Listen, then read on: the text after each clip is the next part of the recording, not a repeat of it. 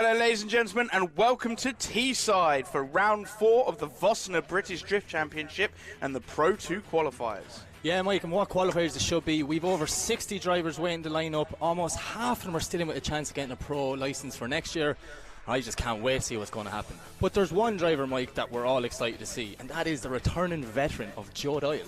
So Joe has been peer pressured in by his buddy Kev to take the or the S15. I apologise. Not just Kev. Not just Kev. Half the internet. 90% of Ireland and the UK peer pressured him into doing this. So we're really excited. He's been throwing down some crazy runs this morning in practice, and I just can't wait to see. It was absolutely mental in practice this morning. But before we kick off with that action, let's take a quick look at the ideal line. So this is the very original line that we've been driving here at Teesside for over 15 years, Mike.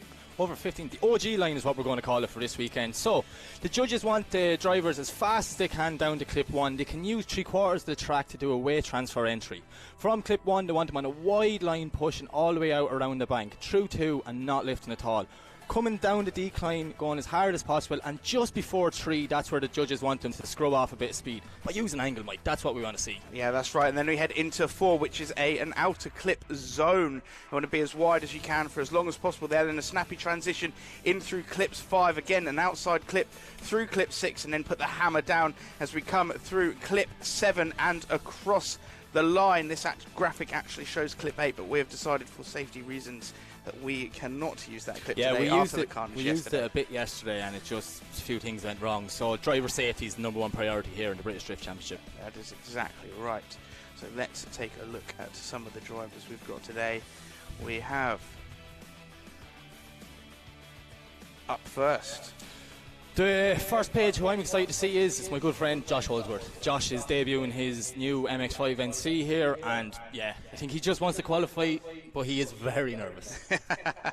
And another man who's quite nervous today is Paul Parnell, whose wife says he has to sell the car if he doesn't qualify today. So no, that's pressure. He's definitely got some pressure on him today. As we see, we're moving on to the next list. Yeah, actually, the name jumps straight out at me. You don't like pronouncing it. It's Diarmuid Canavan.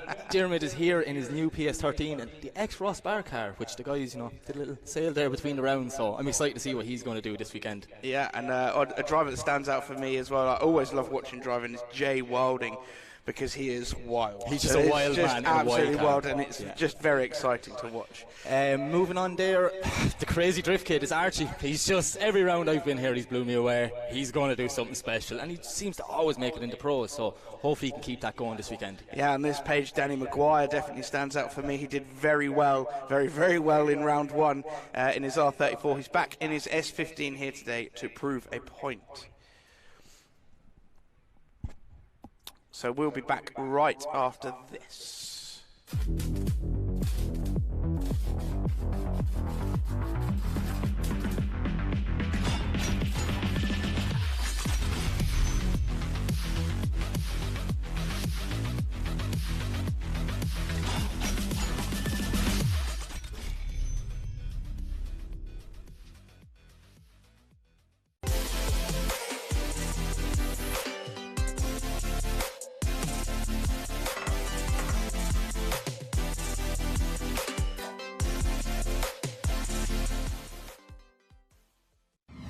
Drifting can be the most demanding motorsport in the world.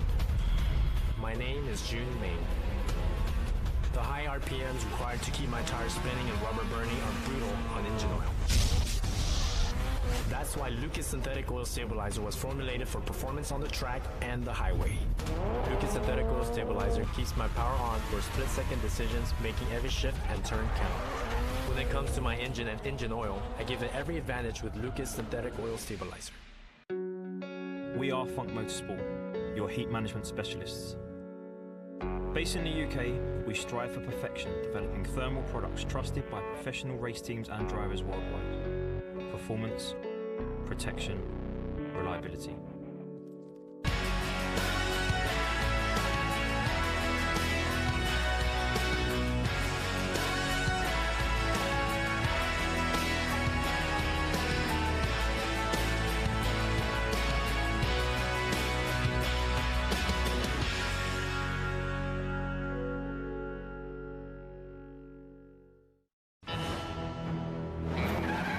As a professional drifter, my results depend on numbers.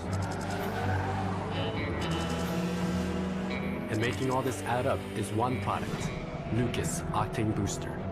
It delivers 3 times the boost and promotes a clean fuel burn that keeps my tires smoking through every turn, which even off the racetrack can be difficult not to do. Depend on Lucas Octane Booster. Link ECU produce standalone engine management technology with a range of products that allow you to unleash the power of your engine. Acting as your car's brain, our ECUs control electronic fuel injection and ignition. A magnitude of sensor inputs and outputs ensure your engine exceeds your expectations. Built-in safety features guarantee engine protection, and data logs keep you informed on its performance. Smoke your tires and not your engine with a world-leading Link ECU. Tarmac Sports.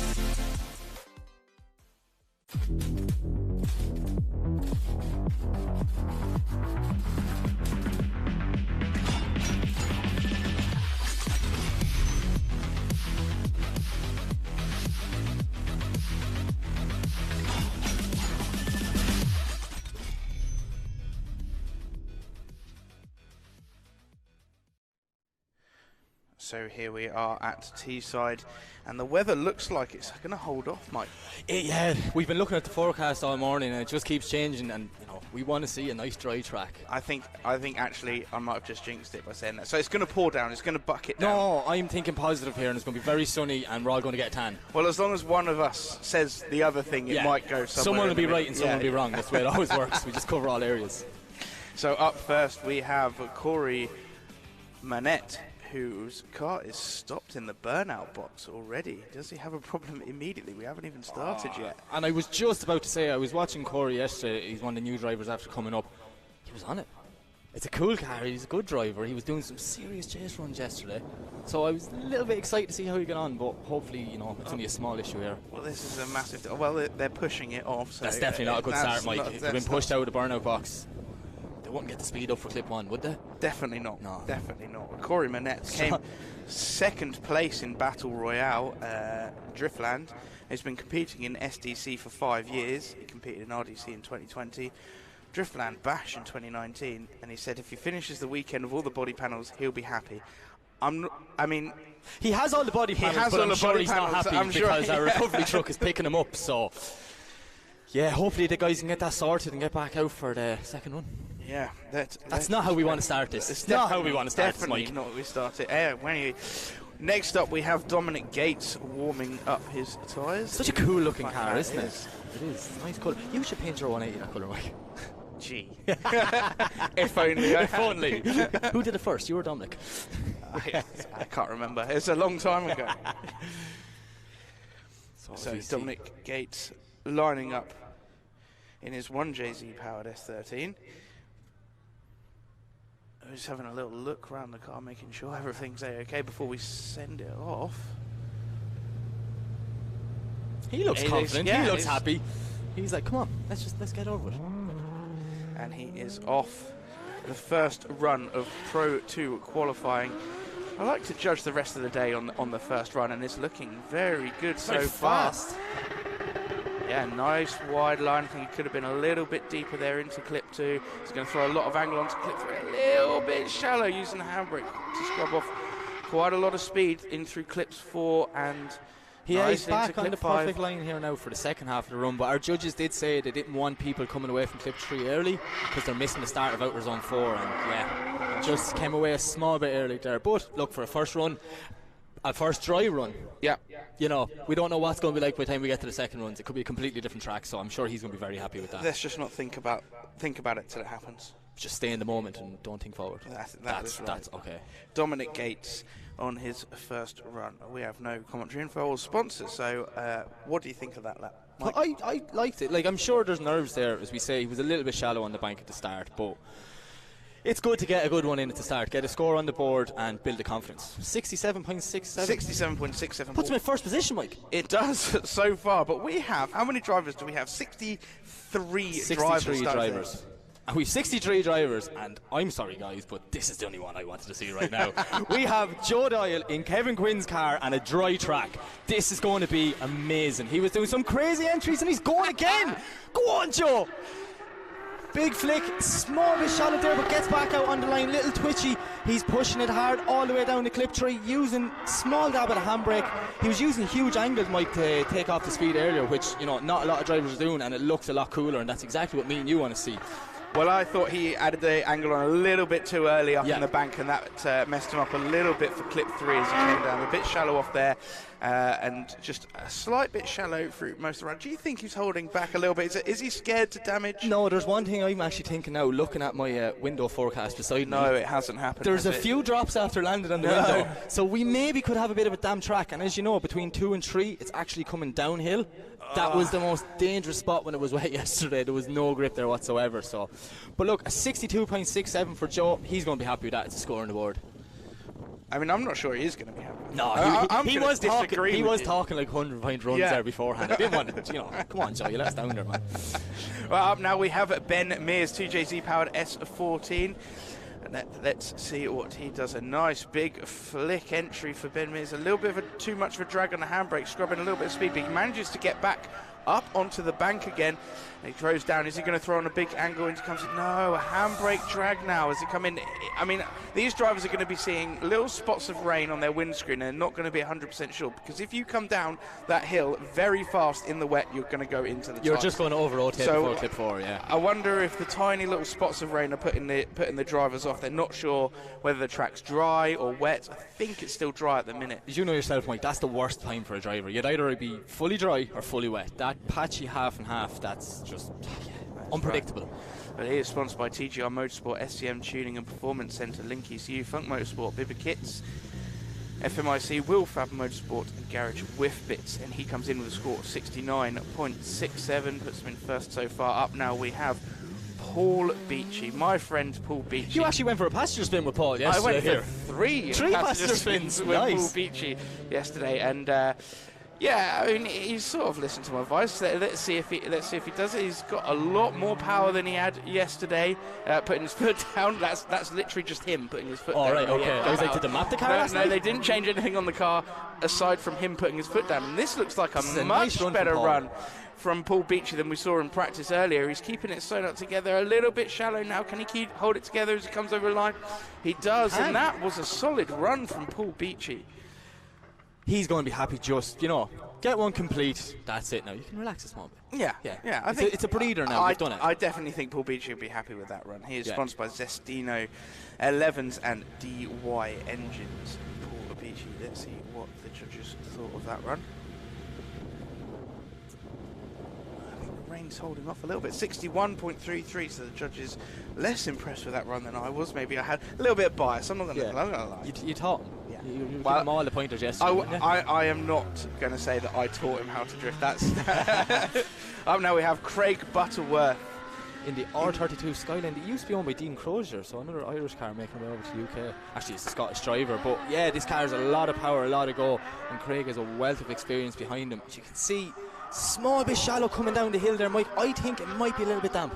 That's what I think is going on, because, you know, drivers are doing the same thing. It's uncharacteristic in the same section, but yeah, as we see, Craig is putting Yeah, a score on the board, but it's not the most cleanest run Shallow. we've seen him do. Yeah, it's shallow everywhere. Off of almost every clip there around there. Yeah, I think that people are seeing like I said earlier, spots of rain on their windscreen, and it's kind of putting them off a little bit. So Craig Buttersworth has no sponsors at the minute, not one. So if anyone's out there that wants to put their name on his car, I'm sure he'll be much obliged. 62.33 puts him in 4th position so far. So next up we have the first of our Irish drivers, Mr. Brendan Burke, in the PS13 with an SR in it. He's told me the most brilliant information ever. He said if he qualifies today he'd be delighted because he's never qualified before. He's never qualified before. So if you're ever going to root for someone, you want a guy to qualify for the first time. Definitely. A long handbrake drag into the entry there, let him a little bit low on the bank. This is a very... it's a nervous run. Yeah, I can see it from here, it's a nervous run. Yeah, there's not much aggression here in this run. I think he's just trying to make it all the way around, which, I mean, if he qualifies, he'll be happy. He'll be happy, that's it. It's a new enough car, he only has it a while, he's done a few practice days getting used to it, but still a bit more room for improvement there. Yeah, so he is sponsored by Leonard Group, BJF Motorsport, Dunmore Tyres, Fahy Auto Electrical and Midnight Engineering. Let's see what the judges thought that score is. Yeah, a little bit shallow. 63.67 in the middle there, putting him into 3rd position. And so for up next we have Billy Murray. Bill Murray. Alright? Yeah.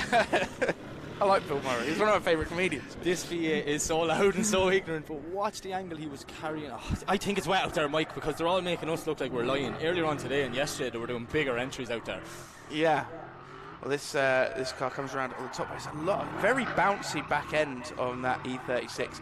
Very wide now as he comes down through the 2nd hairpin. And yeah, nice and wide again. So the first part of the track a little bit shallow around South Bank, but keeping it together for the 2nd part of the track. Yeah, I think there is some light drizzle out there, and you can see how twitchy some of the drivers are.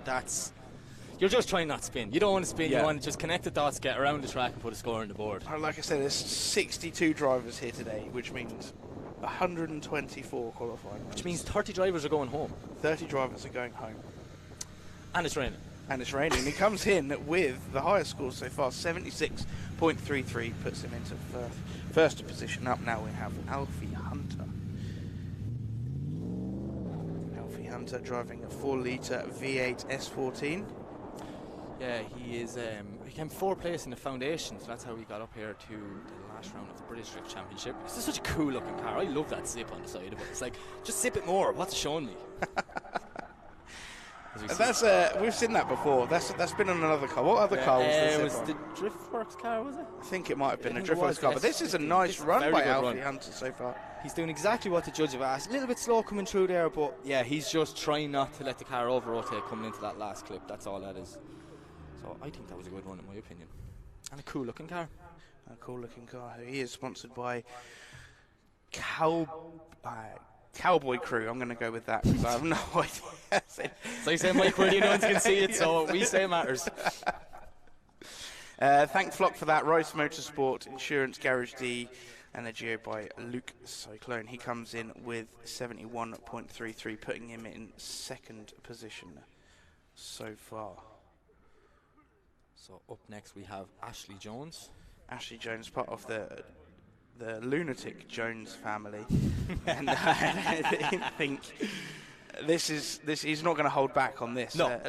A big entry, but a little bit too much handbrake, puts him a little bit too far down the back. Manages to find himself back up there again. Is he going to throw on big angle as he comes through 3? Another handbrake drag. Very tentative runs by everyone so far, and not getting in to the wide clip 4 outer zone. He comes through clip 5. Looks like maybe skipped a gear there a little bit as well, as he came for a little bit of a wobble just through clips 6 and then 7 across the line. Yeah, not a bad run, as you say, a little bit of a wobble and small bit shallow on the bank, but our judges did make it very clear they want you big angle from the start and all the way on the outer line. So I wonder will that reflect in his score. So another tentative run. Let's see what the judges say. There's 67.67, puts him in a 4th position. Up next we have the green S14 of Jonathan Flynn. It's This is another SR20 powered Sylvia. There's quite a few SR20s today. It's a very common car, the SR Sylvia. As you see, Johnny throwing it in there. Massive commitment. Getting out wide, doing exactly what the judges want. Straight through clip 2, keeping the power on. Now we see the little handbrake there. Came away from 3 very early, and he's missed half of outer zone 4.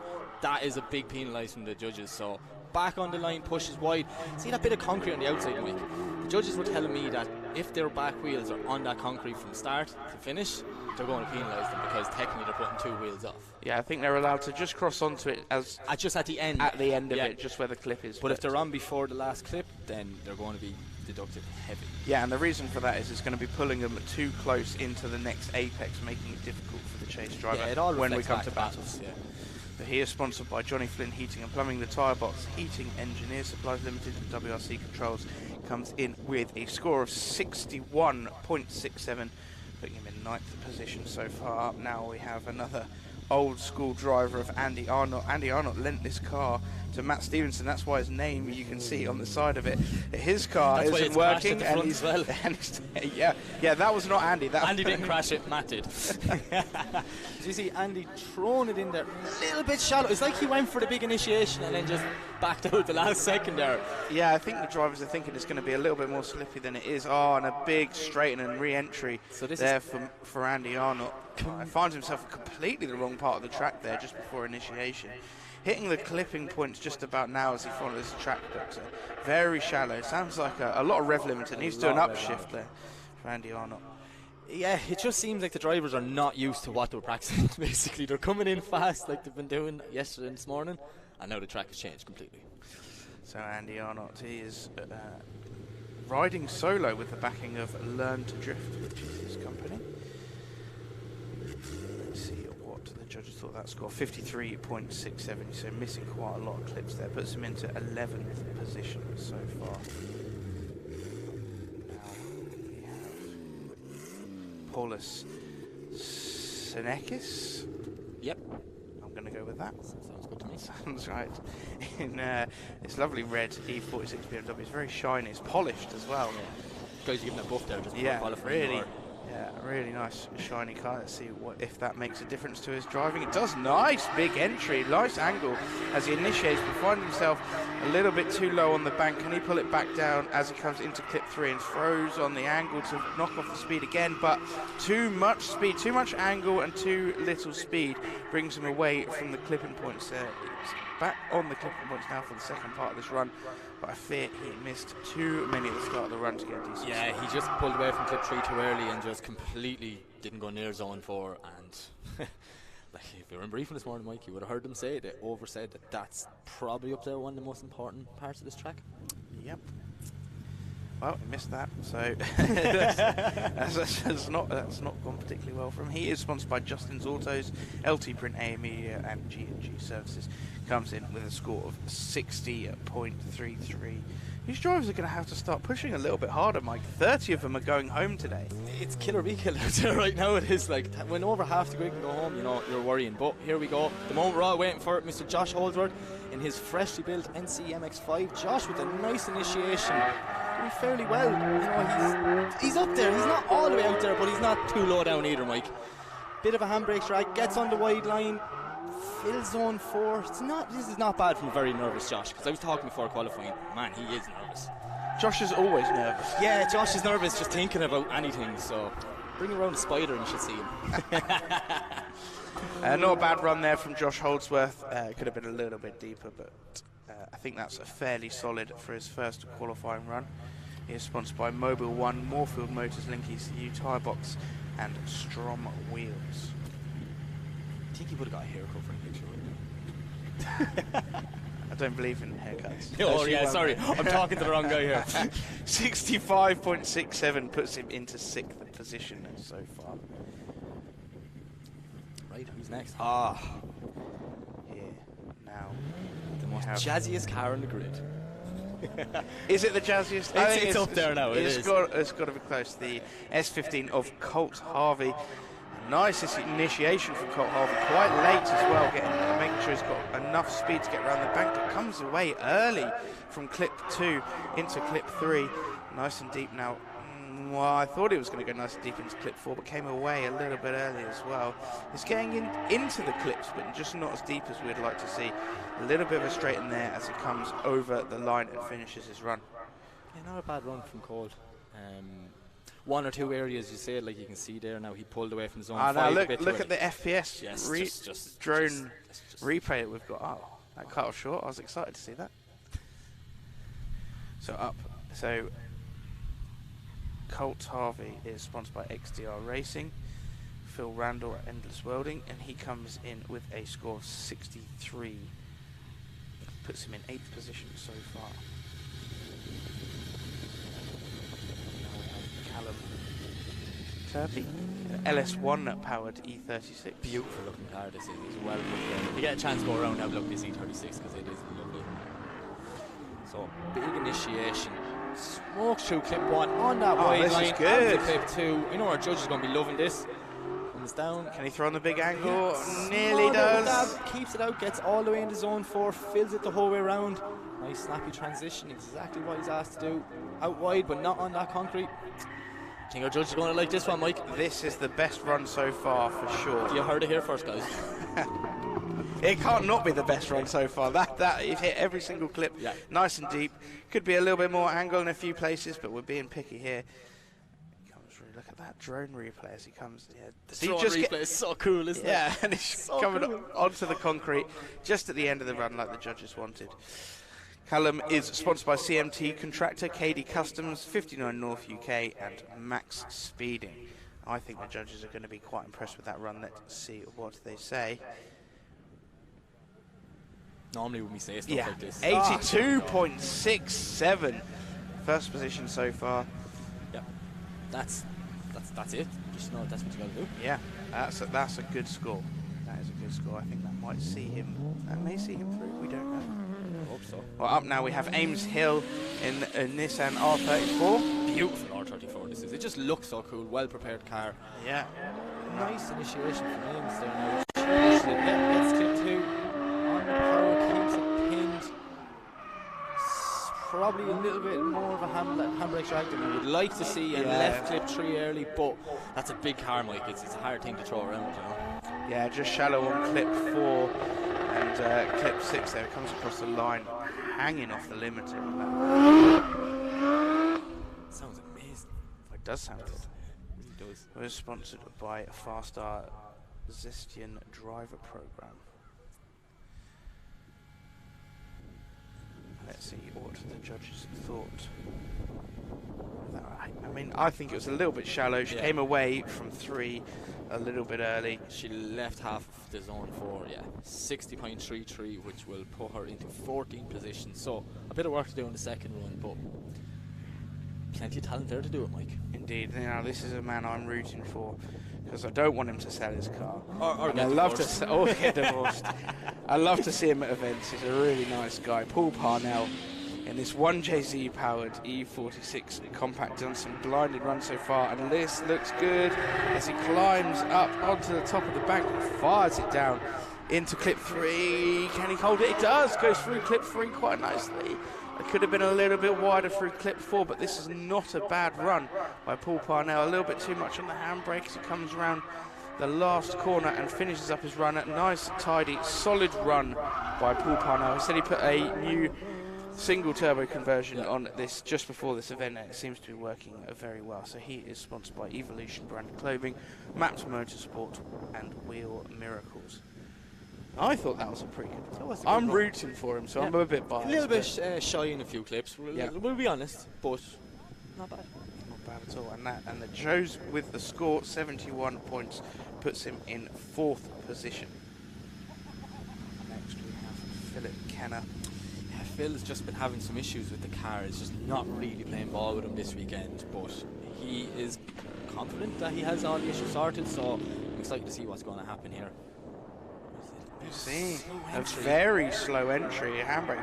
He's on the right line, but not the flick that we wanted to see him come into the track with. It looks like he doesn't have very much grip in that car. Maybe he's put a bit more pressure in. Oh, is he too wide? And a straight in there, and a reinitiation back into the second. Wow, that tyre stayed on. I thought he was going to pop a tyre as he came over the curb there as he finishes off of his lap. A scrappy run from Philip Kenner. It was a bit weird. It's a slow entry, but he got on the perfect line. But he kind of made it work around there. Yeah. Like, if you get where you need to be, I'm sure they're not going to be happy. Okay, the judges want to see the weight transfer, but... So he is sponsored by a Fast Floor Screen Limited and AutoChem. 59 North Wheels, Smet Building Products, Rapid Design, Kilcock Radiators, HRX Raceware, The Tyre Box, Phytech ECU, Bishop Custom Exhausts and Exhaust Fabrication. That's all? That was quite a long list of sponsors. He's doing well, is Philip? He's doing well, isn't he? Unfortunately, he's not doing well with that score. 33.33 puts him into 18th position.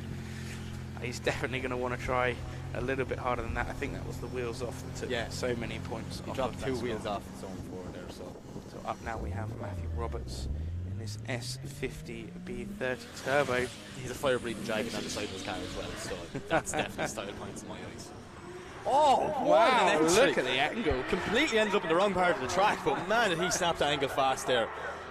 As we have Matthew trying to get back out on that outline. Oh, just a straight and coming in the clip 4. Oh, and an understeer. That's not drifting that corner, unfortunately. No. So Oh, we thought that was going to go so well from that entry as well. I think that initiation caught him by surprise as well. That just snapped the angle so fast. Looked cool though. So he is sponsored by Elysium Motorsport, Extreme BHP, Carlsbad Dorenza, EBC Brakes, Drift Fab, Samco Sport, BMW Racing Parts, Wizard of Lock, and Powerflex. And unfortunately, that was a 0 for Mavericks. And up now we have Ryan and Toporowski. Topo had gearbox issues yesterday, got very little laps in, but the guys seem to have the car sorted. Yeah. Selecting gear now, so hopefully he can connect the run. Yeah, not a big flick, unfortunately, from Ryan. A little bit of a handbrake drag, but he finds himself in the right part of the track and loads of angle now. He's going to throw on some more angle. No, a big handbrake drag. Missing clips 3 and 4 completely. Transitions now through clips 5, gets 6. And across the line for 7. Loads of smoke, but I think too many mistakes earlier on in that run from Ryan Toporowski.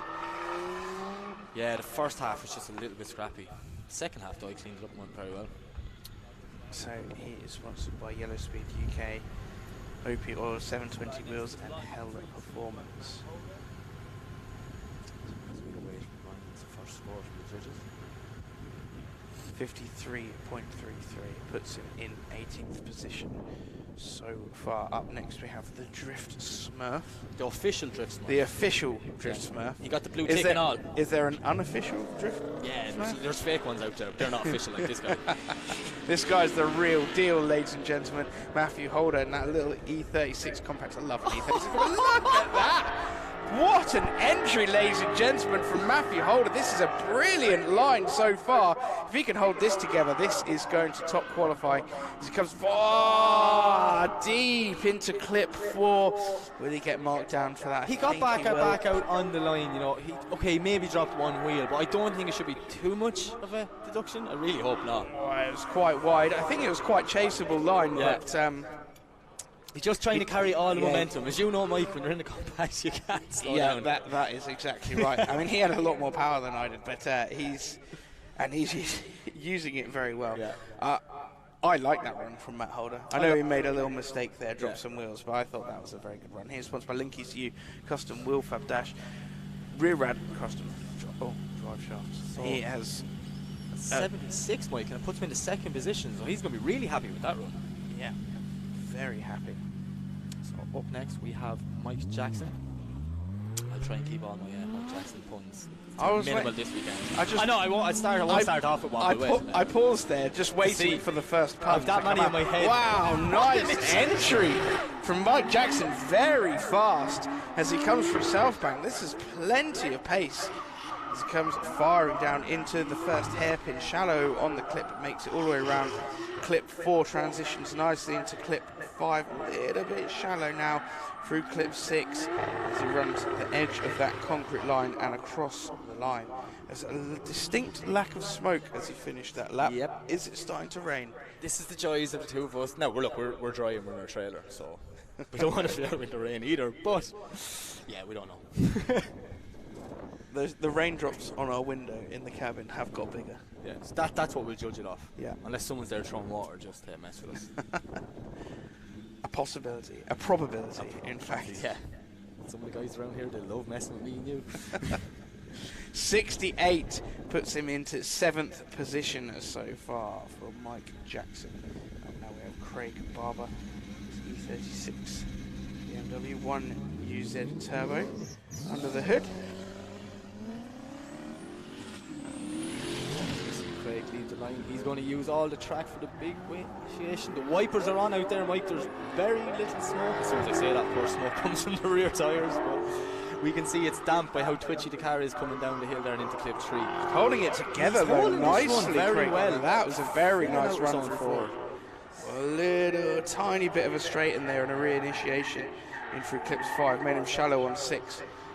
Just a little bit twitchy as he comes across the line. I think those grip levels are changing very quickly out there, but a very good job by Craig Barber. So Craig is sponsored by Selston Motors. Selston Motors. I couldn't even see that. It's too far away from Mike. It's over your side of the room, it is.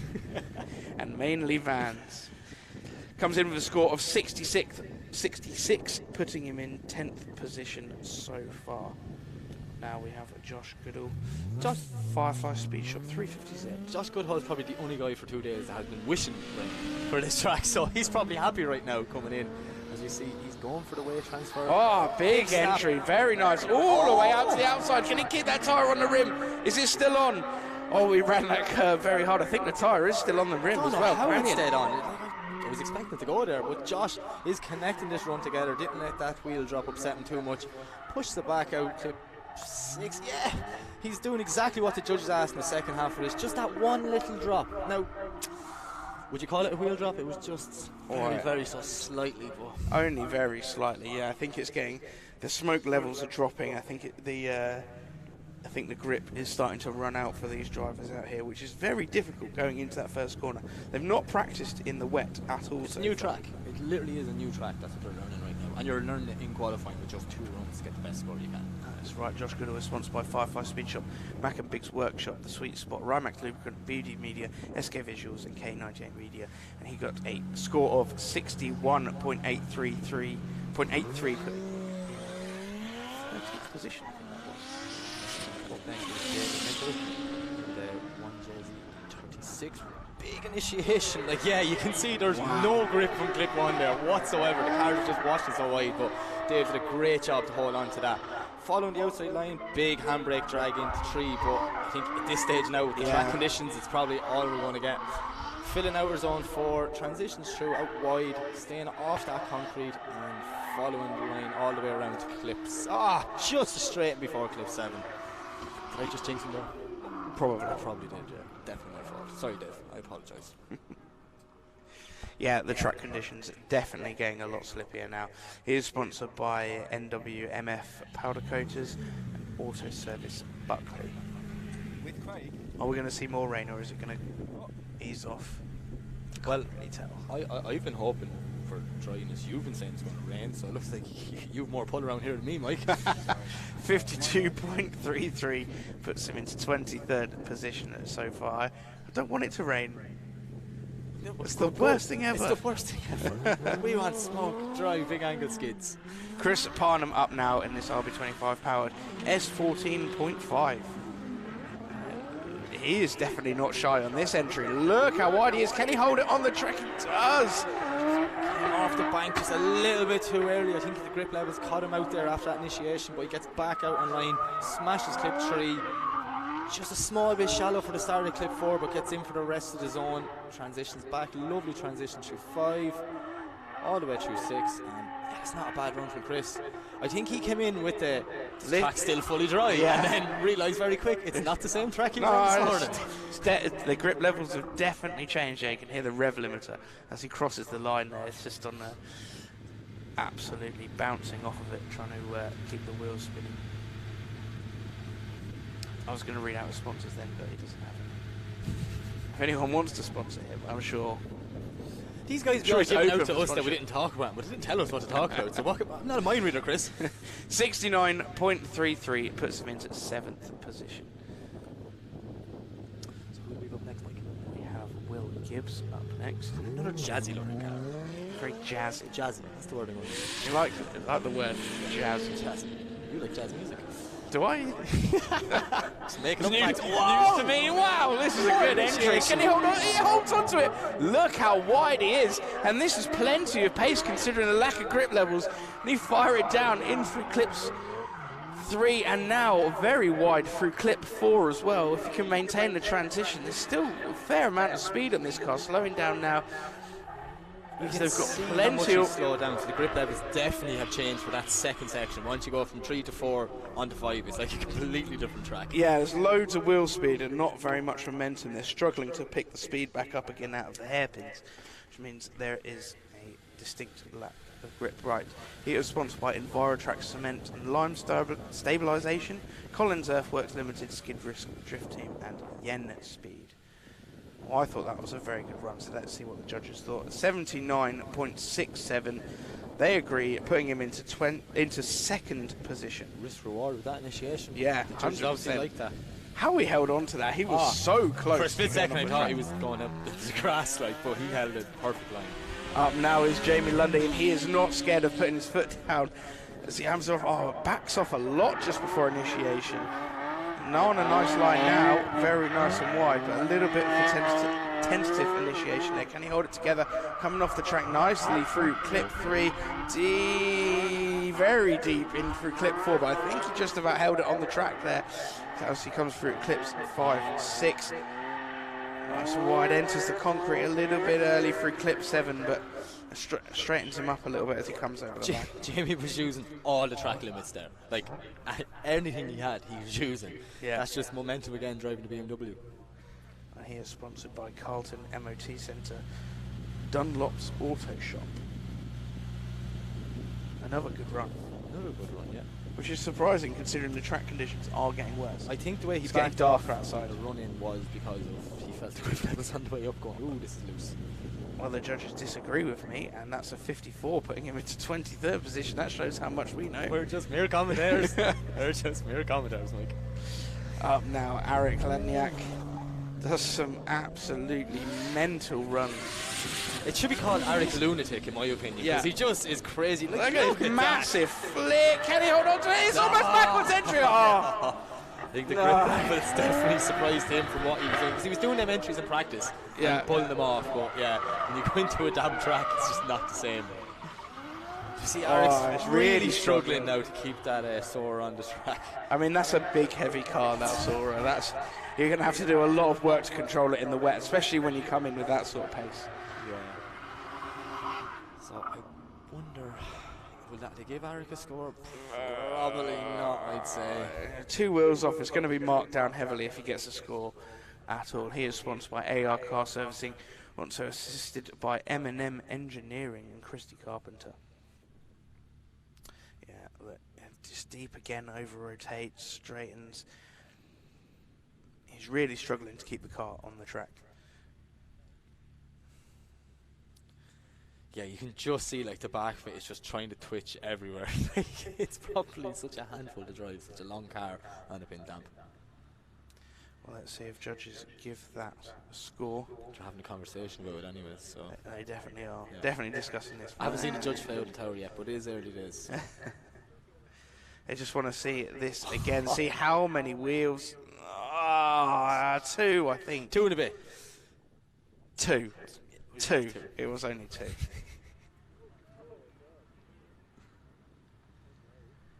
So let's see what the judges think. Did they think 2? Did they think 3?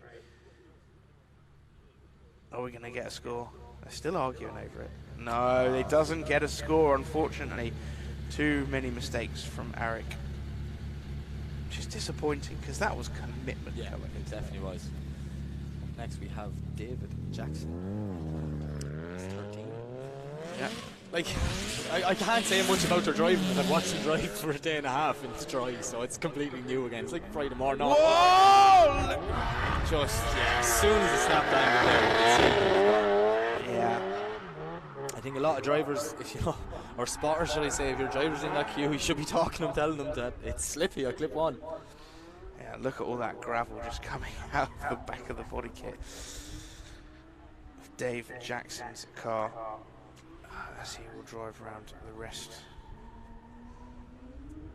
of the track.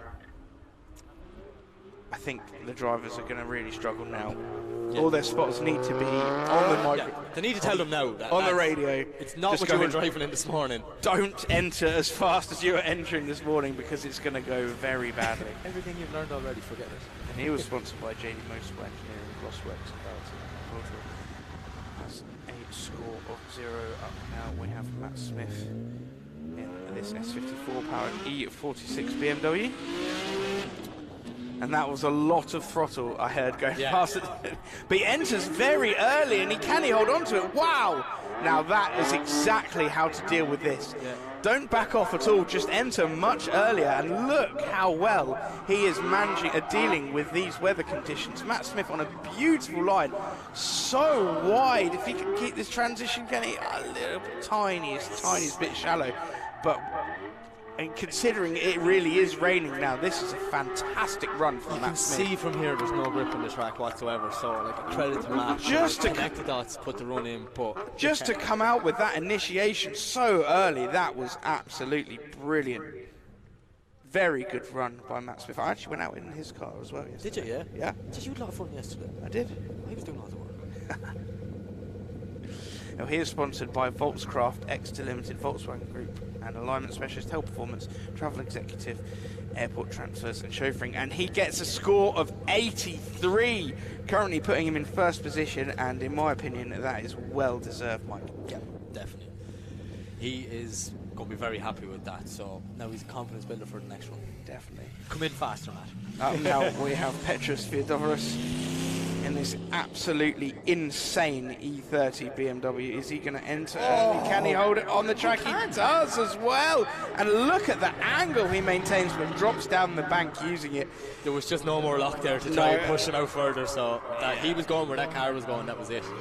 Yeah, and you can see Petros now really struggling with the grip levels. Beautiful looking E30, isn't it? It's a very nice car. It's kind of like a touring car sort of vibe. And with the big, listen to the limb. Yeah, he's just got absolutely no grip, no forwards motion at all whatsoever. So missing quite a few clips. I don't think that's not going to be a score. I think a few drivers will be going in and doing a setup change maybe in between the first and second runs. So Petros is sponsored by his own company, PLK Motors Limited, who specialise in car sales, and his sponsor for this event is Renegade Performance Fuels and Lubricants. And a 37 points. Unfortunately, Petros just getting caught out by the lack of grip out there at the minute. Up now we have Max Fleckney.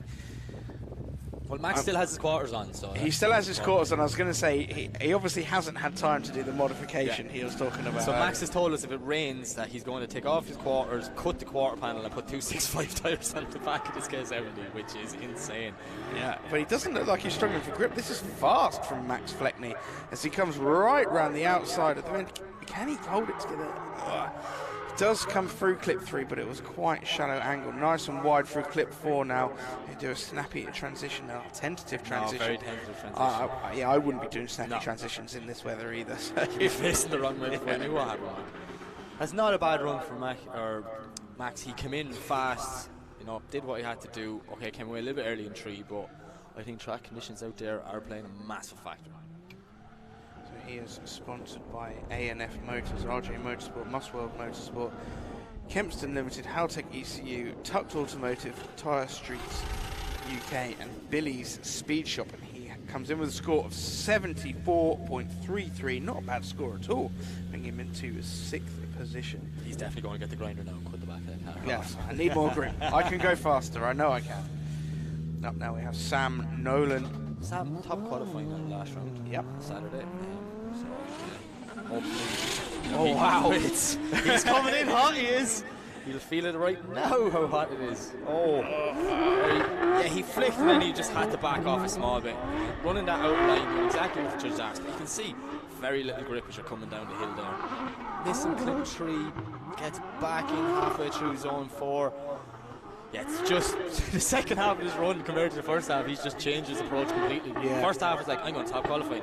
Second half is like, I'm just going to survive. That's all he can do. I think as he came around South Bank, he just ended up a little bit too wide around the second part of South Bank, pulled away from 3, and then, yeah, the rest of it was just like, oh, okay, I just need to sew this together now. Come on, we need to get to the end. He is sponsored by Nolan Transport and Modern Tyres. We await Sam's first score, and it is 69. I'm sure he'd be happy enough if he's got a score on the board. Putting him into 11th position so far. Up now we have Ryan Hughes in this SR23 powered S14. I've heard of SR22s, but I don't think it's probably a typo, I'd say. Like. A nice early entry there for Ryan Hughes. It leaves him quite low on the bank, struggles to get right up onto that bank. Can he, and a big handbrake drag through clip 3. He's really not liking the conditions now. Very shallow for a 4, doesn't make it there at all. Transitions now in through clips 5 and misses 6 completely. Yeah, just very shallow all the way around. Like, he's really struggling to get that car where he wants to put it. But it's a difficult scenario for the drivers because, you know, they've practiced so much in the dry. Yeah. And now it's a new track in qualifying. Yeah, it's just completely different. So you have nerves on a new track, and it's just, yeah. So we'll wait. 47 points the judges give him, puts him into 30th position so far. Up next we have the name that I can't pronounce. Go on, give it a go. Dermot Canavan. That's not bad. I'm going to accept that. And he is not in an SR20 powered S13. Whose car is he in, Mike? He's in Ross Barr's old PS13, which is RB. Wow, look how wide that was. On left foot braking all the way through. Can he hold this? Wow, look at this line, ladies and gentlemen. It's no! He was doing so well. That was absolutely incredible up until that little straighten. Just through 3.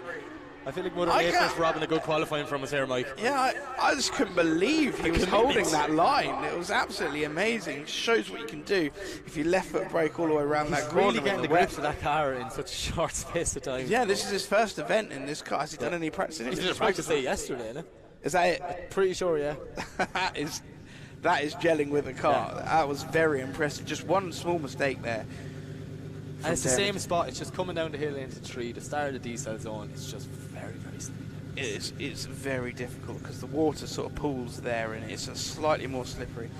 So that little mistake giving him a score of 63.66, putting him into 18th position so far. He's sponsored by DC Tuning. Up now we have Marcus Clare in this RB26 powered R32 Skyline. I love this car. I do like R32.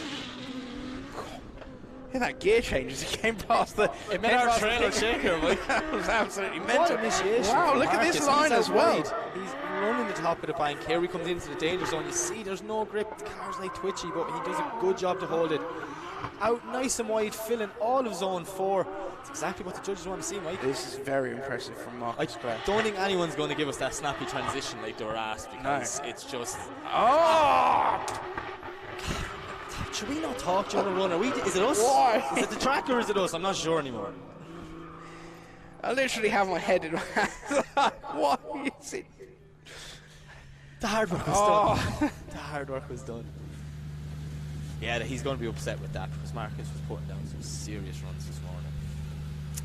It was so good. Yeah, it was very good. 63 points the judges give him, putting him into 19th position so far. And I think on his second run, if he just both of those drivers, if you just don't make those mistakes, they're going to be seriously high scores. Definitely. Up now we have Fionn Roche in the RB25 powered S14. Fionn had a little bit of an incident there with the wall, but we've seen the Shanahan's got that car fixed straight away and he was back out for practice and seemed to have not knocked his confidence at all because he is doing a beautiful initiation. Lovely entry. Still, that so section between the bottom of the bank and 3 is just so twitchy for everyone. His cars are pulling away too much, but I think the drivers are just struggling. So after clip 2, you need to come away from the bank very slightly in order to make it down to clip 3.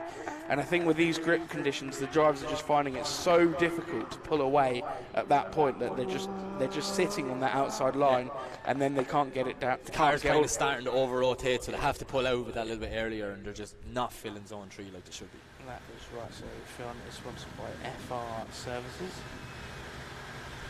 Or FR Services do. Yes. What is a service? Lawnmowers. I know, he doesn't. I just made that up. 67 points put him into 15th position so far. And up next we have Josh Malone. Josh Malone, 1UZ powered IS200. A car that technically should go very well in a damp Teesside circuit. So we will soon find out. There's a nice big entry over rotation into the gravel. Can he get himself out of the gravel? Yes, he can. Yes, Way. big cheer for Josh. Well done, Josh Malone. Yeah, definitely. For all the spotters out there and you have a driver, just let them know how sketchy it is between clip 1 and clip 2. Yeah, Josh Malone is sponsored by himself. And unfortunately, the water just catching him out there. 0 points for Josh Malone. So who's next, Mike? Up next we have Richie Gilby in the Auto Extreme S13. He has all got, apart from his driver's window, the rest of his windows are all glass. And he had a big glass. Just questioning. I was confused. And he had a big crash yesterday which hit almost exactly on the window and it didn't pop somehow. And that was the... he was very amazed about that this morning. Wouldn't stop going on about it. He was bragging about that. Probably bragging about it more now in the first half of this run because he ran that outside line perfect. Filling zone 4. This is not a bad... But you can see, Mike, once they come out with 4, they all just slow down so much because the grip levels it must change instantly for them. Like, it's probably frustrating when you're in that scenario because you were doing so well in the dry and now you've just... Yeah, you just put your foot down and the car just doesn't go anywhere. It just gives you a load of limiter and you sit in the spot, really. Yeah. So, Richie Gilby is sponsored by Auto Extreme, NGK Spark Plugs UK, 6 Boost EU, Drift UK, Raynham, Zestino Tyres, CG Motorsport, Unit Works, R2 Automotive, Rymax Lubricants UK, and CT Fabrications. Let's see what score the judges give. It's a bit shallow on a few. Yeah, the first half was good, but the second half he was very shallow and just no impact at all. So 56.67 on the board. That puts him into 29th position so far. Up next we have Axel Hildebrand. This RB25 powered S14. Lovely car this is. Lovely sounding car as well. Why is that, Mike? Might have something to do with it. Very deep. Big, huge, very deep. I don't think he put a wheel off there. I'm going to say didn't put a wheel off. I don't know how lucky he is. Maybe he doesn't realise how lucky he is to stay out of the gravel. Can he hold it together for the rest of this lap? A little bit of a handbrake slowed down quite a lot, but this is looking like a good lap from Axel Hildebrand. Yeah, slowing it down completely, but he's just filling the zones, doing exactly as the judges asked. Trying to get the car over the line. Yeah, I don't think it's possible to go very fast through those hairpins at the minute. No. I know, I say that the next car will absolutely fly through him. And smoke the place over because we don't know what we're talking about. So, it was built by Anglo-American Oil Company, Sunoco Race Fuels, BMC Air Filters, Zestino Tyres, Abbey Motorsport, Driven Racing, Oil, Sonax Speed Socket, Boxo Tools UK, and Link ECU. And he goes in with a score of 70 points, putting him in 9th position so far. And now we have Damien Choppin. Damien Choppin really gelling with this S14 this year. 1JZ under the bonnet, even. You can absolutely puts the hammer down. As they're passing by us in the running, you can just hear how much power they're putting down, and then they're all easing off. Yeah, a very late entry and tentative entry from Damien Choppin manages to put him on a nice line, but wide again after 2. Can he hold it through 3? He does. Very shallow angle, but he does make it through there, which is commendable. Nice and wide through clip 4. Is he going to make a smooth transition? Yeah, nice. Through clip 6 as well. If he can hold it nice and deep through 6 and 7, he could be on to a very good run here, Damien. Just that entry was very tentative, but with the conditions out there, you can't say that you blame him, to be honest. And he is sponsored by JD Garage and Performance Centre. So let's hear what the judges thought of Jamin Chopin. He's still got the graphic there of his old comp. Yeah, I know. It's last year. Last year. It's like, I thought it was like enough car for the last couple of rounds. Like this year, he's only had that S14 for this year, I think. And he comes in with a score of 58.33, puts him in 30th position so far. So still some to do for next run. Up now, I thought we had Jay Wilding, but we don't. We have Jack Coburn. First run. That's disappointing. So Jack Coburn up now. Look how fast he enters. Can he hold on to this? He can. Does a nice early entry. Gets up onto clip 2. Can he come away from clip 2 now? Does come away. Maybe he can hold this together. Just a bit shy on clip 4 as he comes now. Nice and deep through clips. Into clip 4 now, sorry, and then into clip 5. Nice smooth line here as well. It seems to be carrying, it's not using too much angle. It seems to be carrying a little bit more speed than the rest of the drivers. Still not fast, but it's nice and smooth. He seemed faster than a lot of turbo types which we've seen. Yeah. Nice run there from Jack Coburn. He is self-sponsored J. Coburn Kitchen and Bathrooms, J. Coburn Electrical Services.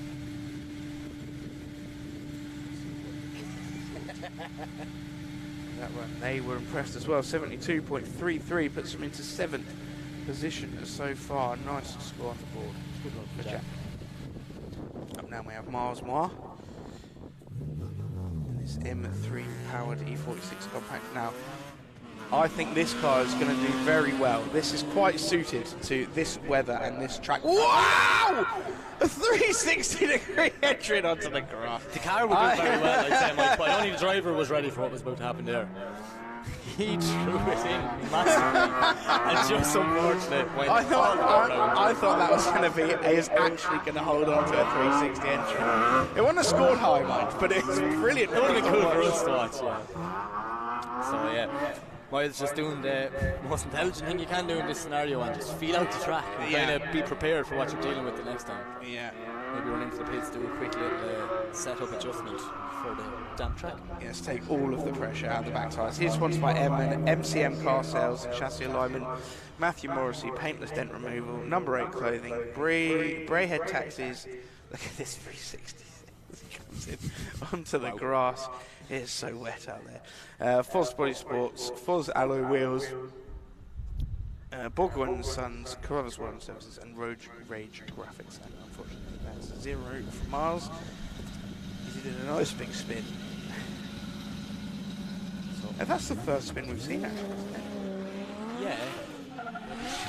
We've seen one of people kind of rotate and go off, but Chrissy Naylor now is coming in hot by us, slows down before clip 1. Big shallow, but he does make it out to 2. That's exactly what the judges wanted to see. He's coming away from the outside, small bit early. Just a bit too early at 3, like, just hang on for another second, but it's all well and good. We're saying that from sitting here, when you're sitting in the driver's seat, that's when you feel it. He seems to be getting the clipping points quite nicely, but he's not on the line. No. He's kind of just getting point to point across. He's just going from A to B, and that's about it, like. I mean, it's commendable that he's getting to the clipping points in this weather anyway. He is sponsored by NHP Motorsports. Nuts Off, HJS Garage Equipment, Spray and Bake, Cube Wraps, 59 North Wheels UK, BC Racing UK, Wisefab, BZ Media, MCM Chassis Alignment, SOS Motorsports, Estino UK, ECU Master UK, and CG Motorsport. He has a score of 65.33, putting him in 20th position so far. So next up we have Mr. Danny McGuire. This is who I was rooting for, Danny McGuire. Round 1 Pro 2 winner. Yep. This track on a different layout, obviously. Oh, can he hold on to this? Yeah, look at that! Wow! Come on, Danny. That was an absolutely amazing entry from Danny McGuire. If he can hold the rest of this lap together, can he hold it together? Nicely through clip 3 as well. Deep into 4, just a bit deep from 4. We're going to say a bit deep. That was quite deep. It was very deep, yeah. Yeah. But getting the rest of the track very nicely now. No grip there. The wheels nearly stopped. No grip for that. Danny did a very, very good job. Small wheel before, but look, the hand out the window. He's happy with that run. A very commendable run by Danny Maguire. Such a nice guy as well. Yeah, Just, really he's nice. a really nice guy. A really nice guy, and very committed. Very, very committed on that run, which is exactly what we want to see. We hope the judges reward him for the commitment at the start. I'd. Yeah. But just brush over 4. There's a little bit over. It's wet. Come on. 84 points. They do brush over. That puts him into first position so far. He's sponsored by Drift Creations, KT Detailing, Colour Magic, Powder Coating Specialist. Wow, what a run from Danny Maguire. 84 points. Very, very good. Yeah. Up now we have Craig McLeod, lunatic Craig McLeod. Crazy Craig, as we've Crazy Craig. Look at the picture. What a character this guy is. Absolutely awesome. And a very good entry as well. Not quite as wide as we just saw from Danny Maguire, but still fairly committed. He needs to come off that bank now to make clip 3. We're going to come for our handbrake dragon, just about getting in there. He barely gets in there, but he's filling his own board from the start, Mike. So yeah, it's exactly what I think. It's the only way you can approach that transition off the bank. Yeah, now through clips 5. Just hitting the concrete at the end of clip 7, which is just what the judges wanted to see. Mounted the curb as he came over the end there. He is sponsored by Craig Does Drift, EK Blast and Powder Coating, MG Autotech, Dynatune and SMT Motorsport. Let's see what the judges thought of that run. I think the rain might stop. Is it starting to dry up a little bit? Definitely hasn't got worse. So an 80 on Craig's first run would put him into 4th position. So he's going to be happy with that one, Mike. Definitely. Up now we have Mark Chapman in this M50 turbo-powered BMW E30. Wow, really putting the hammer down. This is some pace. Can he hold on to it?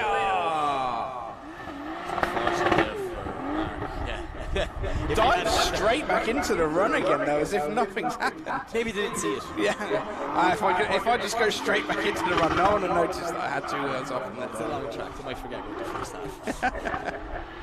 Now Mark's just feeling out the grip levels. A bit of smoke starting to see there around.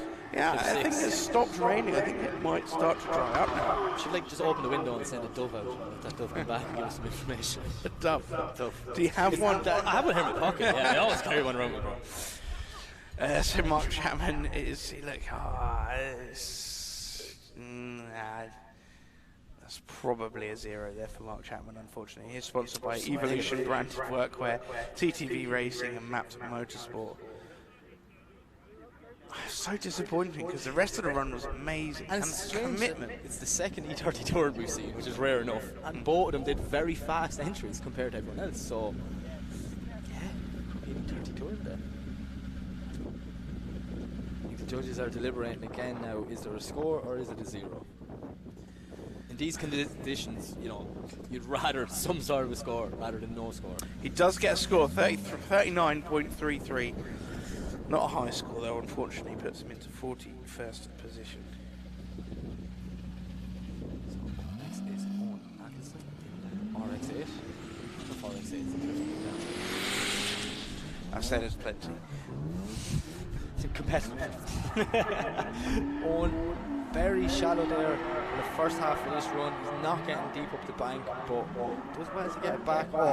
Big straight there. Yeah, reinitiating the clip 3, so I'd say that could be a 0 or a very low score. I think the rest of this run now he's just going to try and feel out the grip levels, see is there anything he can do to improve the car. But yeah, so listen to the limiter bashing it's going nowhere. Yeah, they're just desperately trying to get some pace off of that second hairpin. It's just not really happening, is it? Well, he is sponsored by Kenda Tyres, Teesside Karting, Drift Nuts, Shred Sheds, Bowler Wheels, Fruno Auto Tuning, Smith & Allen Lubricants.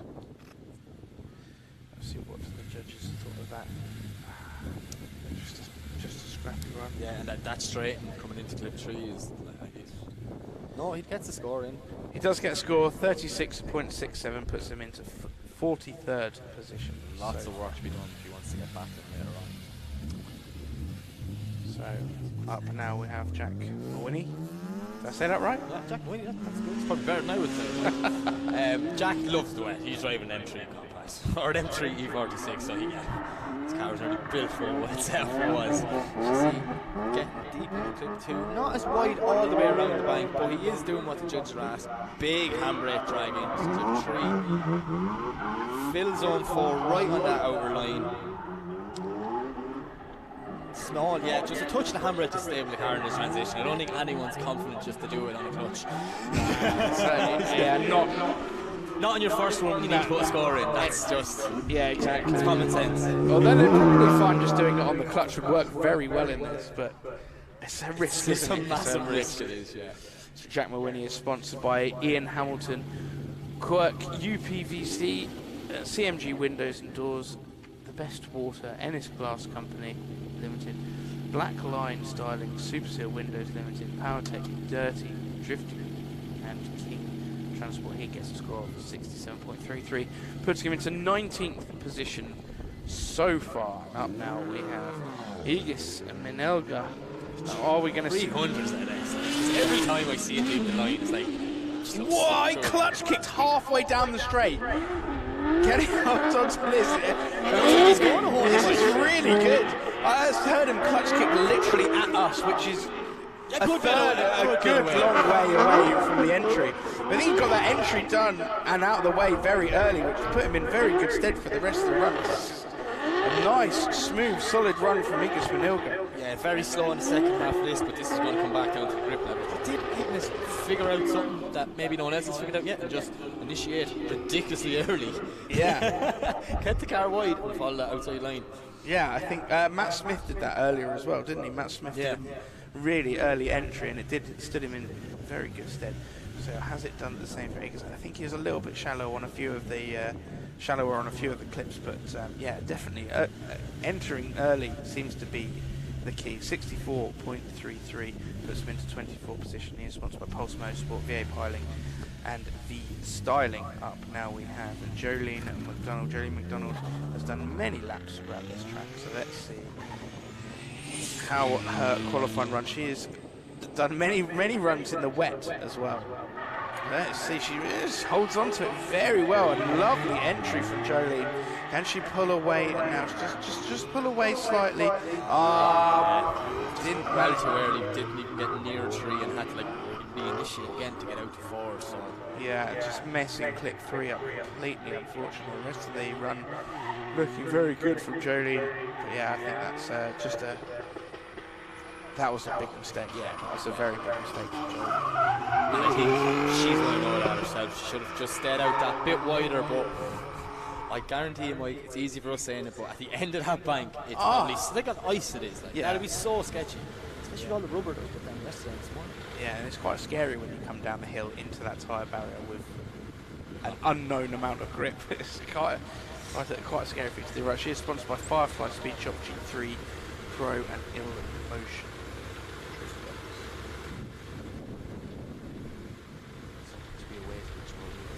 Score. Yeah, a 59, which will put her into 36th position. So it's a score on the board, but cutting out zone or clipping behind 3 is definitely the issue there. 100%. Yeah, because the rest of it was a good run, completely. So we have Stu Ansley. What a man. Such a good driver, can we see? Wow, look at this huge flick from Stu Ansley. Can he hold on to this? This looks like a blinding run from Stu Ansley. As he comes away a little bit from the track, can he throw on big angle? Come on, Stu. Yes, he can. This is perfect. Going down into clip 4. A nice transition. Look at the pace he's managed to get as well. Stu Ansley, this is a blinding run. And this R32.4 as he comes over the last clip and over the line. That he almost made it look dry out there. He was putting up smoke. But How? What? Stu always brings an army with him as well to every event, so I'm sure they're screaming right now on the bank because that was an insane run. That was absolutely awesome from Stuart Azzi, and the flick. I can see the flick out our window. I may close that blind. You're spending more time looking out that window, Mike. It's like me in school, staring out the window going, I wish I was outside. I just know if I can see them initiate outside the window, they have initiated very early. Yeah, very And early. an 82.33 puts him into 4th position. And he is sponsored by KD Customs, DC Automotive, Rude Fab, GT Auto Body, 59 North Wheels, and UK Blast Cleaning. Up now we have the young Archie Harmer in his M50 Turbo BMW E36 line. Another guy that absolutely loves driving in the wet, so I'm expecting a big initiation, and he does hold it, Mike. Absolutely mugging that outside line all the way around the bank. See, now he comes into the sketchy zone, as we're going to call it, between 2 and 3. Oh, a little bit of a wobble, but he held it. Just a bit shy getting into clip 4, but yeah, he's just connecting all the dots. I think the early fake grip on the bank kind of caught him out when you get to the level centre field. So Archie is struggling this second half, but he is keeping it sideways. He is connecting the dots, and he is getting scored on board, Mike. Yeah, definitely. A reasonably solid run from Archie Harmer there. We've seen some fantastic stuff from him in the past, and that car is set up for the wet as well. So every time I've been doing commentary this year at the British Drift Championship, Archie has just made me go, oh my god, at some point, so I'm expecting it again today. Here's sponsored by CG Motorsport, Auto Finesse, PO Performance, CDK Tuning, Silk Mead Paint, WP Recovery and EMS Performance. What did the judges think? Were they as impressed as us with that run? 70 points puts him into 13th position so far. Up now we have Stu Egdell. Stu Egdell just rocked up this weekend with pink hair. That was like the biggest surprise of this whole weekend for me. He's pink hair now. And a big entry. Look at the entry from Stu Egdell. He scrubbed off a little bit too much speed, found himself a little bit early on the bank, but very committed otherwise. And a straight, can he hold it? Does hold it a little bit as he comes down, a little bit deep as he enters into the clipping zone for clip 4, now into clip 5. Shallow off the 6, almost missed 6. Now deep into clip, shallow off clip 7 as well. As it comes across line. Quite difficult for us to see that clip actually. Can't really tell whether it was in that. It seems like that centre section has no grip. So for anyone who's watching at home, the first corner is a banked, okay? Yeah. So up the top, it's dry-ish. Yeah. Now when you get on the level, when you come through zone 4, 5, 6, 7, it seems like it's just ice. So that's exactly right. Stuart Egdell is sponsored by Paint Tech, EP Racing, 360 Wraps, 50 Motorsports, Goodridge, Autos, Turbo Smart, AT Turbos, Extreme Clutch, SFS Performance Hoses, Powerflex Bushes, Pipe Cross Filters, OBP and EBC, and he gets 60 points, putting him into 38th position so far. There's a lot for you to say there, Mike, wasn't it? We might have said a partridge in the pear tree at the end. So up next we have Josh Moore in the new car, formerly owned by Darren Wills. This is just crazy PS13, absolutely insane. And he's got the grip so well with it yesterday in the dry. But look how mean this car looks. He's on a brilliant line as well, Josh Moore. Plenty of pace as well. Looks like the track's starting to dry up now. And is it dry? This is still, as they come off the hill, I think it's a little bit wet still there. And it's downfield off it, but the rest, but the first corner, as you just said earlier, is starting to dry out quite a lot. This is a brilliant run from Josh Moore. I think what we're learning is with the bank for 1, 2 and coming to 3, the higher you are, like the outer the line you're on, the more chance of grip you have. Anyone that's fallen down to mid-level, seems like they've nothing. So yeah, exactly. So Josh Moore is sponsored by 7 Days Performance, Hopwood Motorsport, Jay's Garage, Motorsport, Colour Coat, Norfolk, LB Restoration, and Paint Signs FX and Sestino.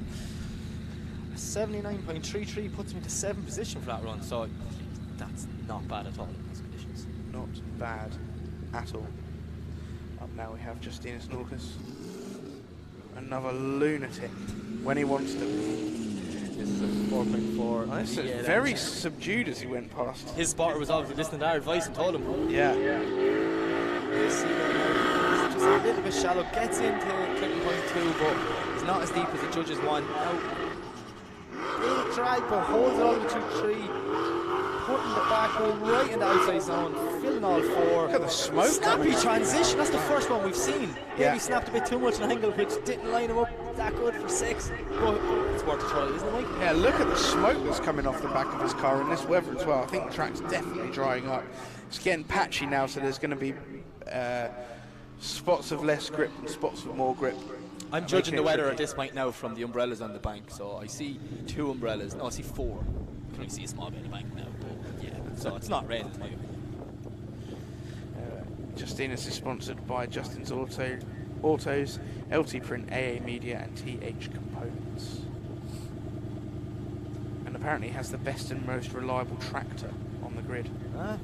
That's the It most does important sound thing. it does sound a bit like a tractor sometimes. He gets 73 points, putting him into 11th position so far.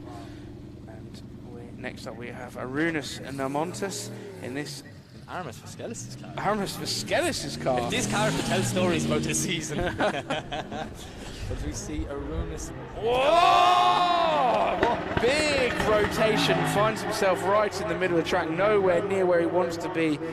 Comes back out to the edge of the track again, but the damage is already done, a straight in there, and he is not able to maintain a drift, unfortunately. Reinitiates now for another part of the track. Definitely one of the drivers that the grip levels just caught. Yeah, He threw it in hard there, Mike. Yeah. And he was doing very well in that car in practice. Yeah. But yeah, unfortunately, that will be. Do you know what? I think we a should start zero for recording Arunas. people in practice, so then we can say, no, look, they actually were. Like, we're not lying to you guys. It's the weather. So Arunas is sponsored by Renegade Performance Fuels and Lubricants, Car Pro Plus, Raven Global Auto Parts, 18 Body Repair, and his biggest sponsor is himself. Everyone's biggest sponsor is himself, surely. Yeah. Unless you're one of the young ones, which I'm sure you're sponsored. Well, yeah, that is true. 30.33 on that run puts him into 53rd position. I am impressed that he got a score. You know how excited I get every time I see this little car, Mike? This is your favourite. I'm going to let you go. You go. I don't know what's about to happen here now. It's like one of your heroes coming in. He's committed anyways, that's what he is. Huge initiation from Tom. A bit of smoke there now, holds it, gets out to clip 2. Maybe he's just worried because, you know, he's seen it's going to be good mess through up, 3 here. Now look how deep he was there. Right. Look, on that perfect line. How does he do it? Like, how does he stay on the same line, whether wet, dry, whatever? It could be snowing and Tom would just do a perfect run. But yeah, Right, small that's shadow it. of 6 and a little over rotation there. Maybe I jinxed him. Sorry, Tom. But takes it over the line nice and wide. Small bit scrappy towards the. Can you hear that? I did. That didn't sound good. This is awesome. We need to open the window, find out what's going on. Send the dove, Mike. Send the dove. Yeah, that did not sound good from Tom Van Beek's car as he crossed the finish line here next to our trailer. He gets a 77.33 though, putting him in 8th position. He's sponsored by Destroyer Die, Bailey Performance and Sestino Tyres. A very admirable run. I do hope that he hasn't done a lot of damage there, but it didn't sound good as he drove past. Now we have the man, the machine, Dan Tyler. We love Dan Tyler. He's just a legend. I mean, he's just. We loved him from the beginning, and he's already won. Yeah. He's won the hearts of all of us this year. Yeah, and he's Pro 2. I think he's already won Pro 2 by points, but he is still throwing it down as if he's got all to play for. And a over rotation, unfortunately, trying a little bit too hard there, Dan Tyler. 10 out of 10 for commitment. Mistake. 10 out of 10 for commitment, yeah. He went in very fast to 1-2. Very fast. Yeah, so big mistake there from Dan Tyler. But he's just feeling out the grip levels now. You know, is he a bit of a long wait now for his next run? He's what, 63 drivers ahead of him? Yes. So he's just going to go have a cup of tea and go, well, what mistake did I make there? You could probably do an engine change, is that long to wait? So yeah, Dan Tyler getting a 0 there. He's sponsored by Exo Racing and BZ Media. And we are back round to the start again with Corey Manette. So yes, Corey, as you remember, got towed away from the burnout box. Yep, he did not do his first run. He's He here. is lined up though. Yes. I always root for a guy that has to do it in one run. That seems to be like the most important thing. Like, you're a true hero if you can hold one run together. So before we start run 2, let's hear from Yogi, who chatted to Michelle earlier about car setup for rain.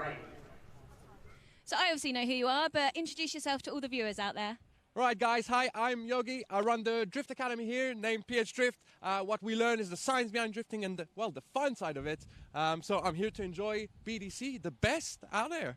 So I'm hoping you can go into more detail for our viewers today because the weather is looking very unpredictable. We've got sunshine, but I know there's a lot of rain due. How do you prepare for that?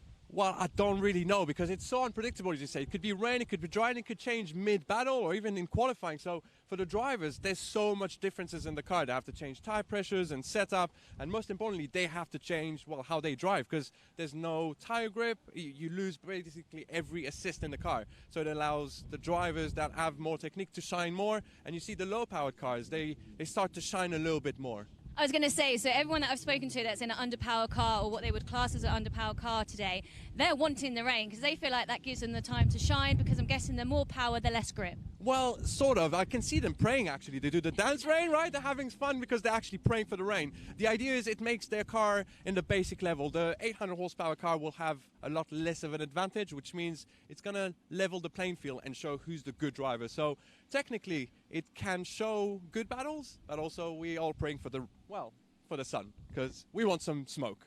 I agree. It looks more spectacular usually. And obviously it's a lot slower when it's raining as well because like you say, you haven't got as much grip. You can't do everything as fast as what you usually would. But it should be making it quite a good show because I'm assuming with rain comes maybe a little bit of drama. It looks like it's going to predict it to be 5 o'clock, which means it's pretty much when battle starts. So it definitely will make stuff interesting. But it's going to be a spectacle for you guys to watch here. Or, well, if you're at home, definitely need to come down here tomorrow. Well, let's see what happens then. So, some interesting information there from Yogi, and you know, drift setup is the most important thing, and especially the difficulty between dry and wet, so it's always good to get some expert advice. Definitely. And also, anyone local around here, if you want to get into drift and you want to learn, Science of Drift's the place to go. Definitely hit Yogi up. It seems like great fun, good days. We actually might even pop over one day and just have some fun with him. I would. Yeah, maybe me and you should go.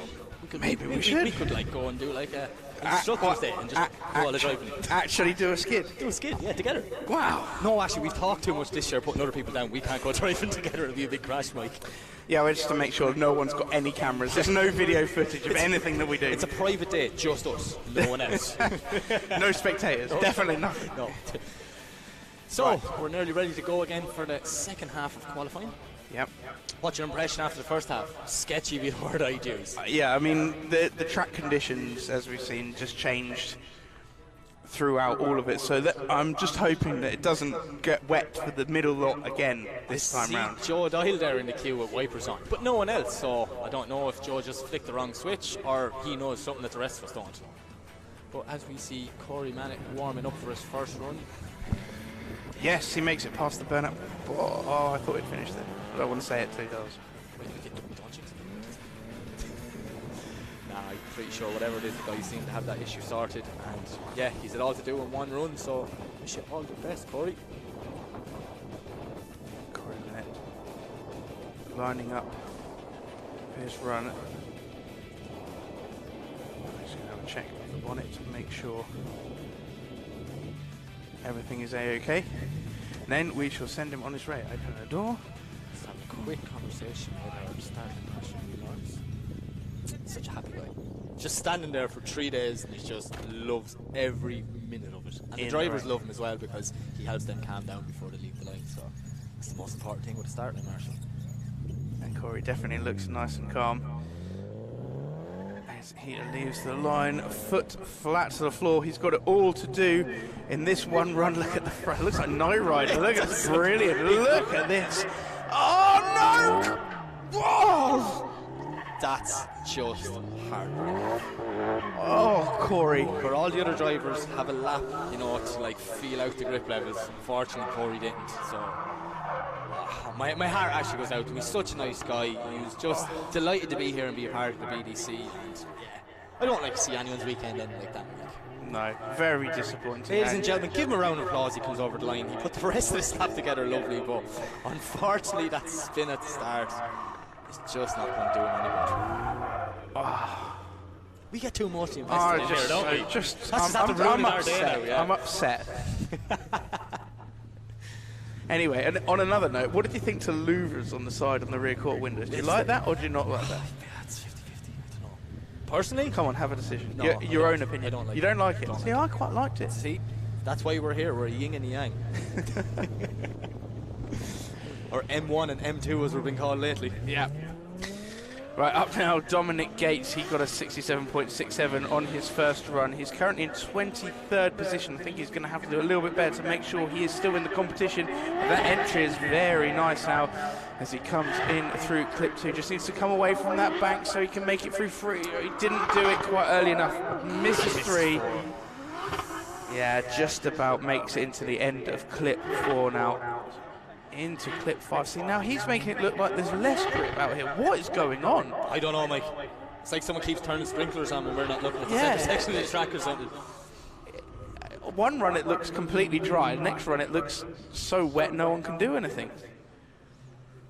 So yeah, Dominic really like struggling with the second half of that run. You could see there was just no grip whatsoever. He's currently sitting in 23rd position with a 67.67. So I don't know if that was an improvement on his first run. Because if you remember it isn't. It definitely isn't. 57 points puts him into again 22nd position. Up next is the legend. That is Joe Doyle. Joe is responsible for turning out some of the craziest drift cars like ever with him and the guys in Quinn M Sport. We see, look, he's manching the whole way up the straight. Loads of power in that car belonged to Kevin Quinn. Little bit shallow in clip 1, but gets it back out to 2. Joe's doing a good job to keep it on track. You can see there's no grip level there. He's really fighting that car to keep it there. Misses 3. Halfway entering into 4. I don't know if there's been improvement on his first run, Mike, because this seems to be the worst section of the track. Yeah, this looks sketchy again. Like, see how much the car's twitching there like this. Like, it's really struggling, which is a great shame. Do you like limiter? Quinn M Sports has the car for you. We heard you like limiter. We love limiter. Dry limiter. Yeah, so Joe Doyle, in practice he was doing absolutely unbelievably, but the wet just catching him out. Looks like a difficult car to drive in the wet. Like in the dry this morning, we were saying Joe Doyle was going to top qualify with some of the runs he was doing. Now he's currently sitting in 34th position with 62.67. 63, but no, it puts him into 32nd. Like, that's like, you don't want to be there. One driver can ruin your weekend. I know, and he's the third driver out, sorry. So there's just 60 something to go behind him. So up next we have Ben Mears. Ben Mears currently sat in 18th position with a 69.67. A big clutch kick entry as well. Very nice entry from Ben Mears. And he held it together very nice up the bank as well. This is looking like a fantastic run so far. Can he hold it together? Go for clip 3. A little bit shy on clip 3, but the rest of the run looking good. Very deep through clip 4 as well. Ben made a lot of effort for the night fight, so he just painted his whole car like fluorescent, so it glows in the dark. It looked crazy tonight. Definitely committed, yeah. Not very much pace from Ben around the second part of the track, so looks like it's getting slippery out there again. Ben Mears is, yeah, it's a very vibrant car. I wonder if it does illuminate in the dark. I'd say it's going to, yeah. It's like a glow stick, it will. Deadly. Well, let's hope we see you later on. 69.67 on his current score. Will he improve? I think there's going to be an improvement there. That was a good run. Yeah. And a nice big clutch kick entry halfway down the straight as well. That is exactly what we want to see. Early initiation seems to be working in these damn conditions. Definitely. The judges are deliberating. They are making us wait for our results. So 64.4, sorry, on Ben's second run. So he doesn't improve in his first score and he'll stay sitting in 18th position. So next up we have Paul. We have Paul Beachy, who is currently sat in 38th position with 61.33 points on the board. Yeah, Paul. I mean, 61. I think it was a bad run, his first run. No, I think... And he's still in 38th You have to remember back, though, when we got to about this point, this is when it started to get a bit patchy and damp. Yeah. So, if anything, these guys probably had the worst track because it was half and half. So, is it drying out a little bit? I think it might slightly dried out. Your window looks great. My window's covered in water, so either someone's messing with us or I don't know what's happening. Right, let's wait for Paul Beachy to come off the line. A sequential gearbox on the back of the SR. Nice wide entry. Can he hold on to it? No, and he finds himself in the middle of the track. Nowhere near where he wants to be. Just coming to tree. Well, to keep from the track and not having incidents.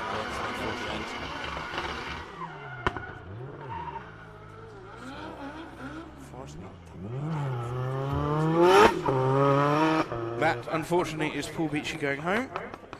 He doesn't have to go home. He can stay and watch the rest of the event. Like. Yeah, but he can't compete in it.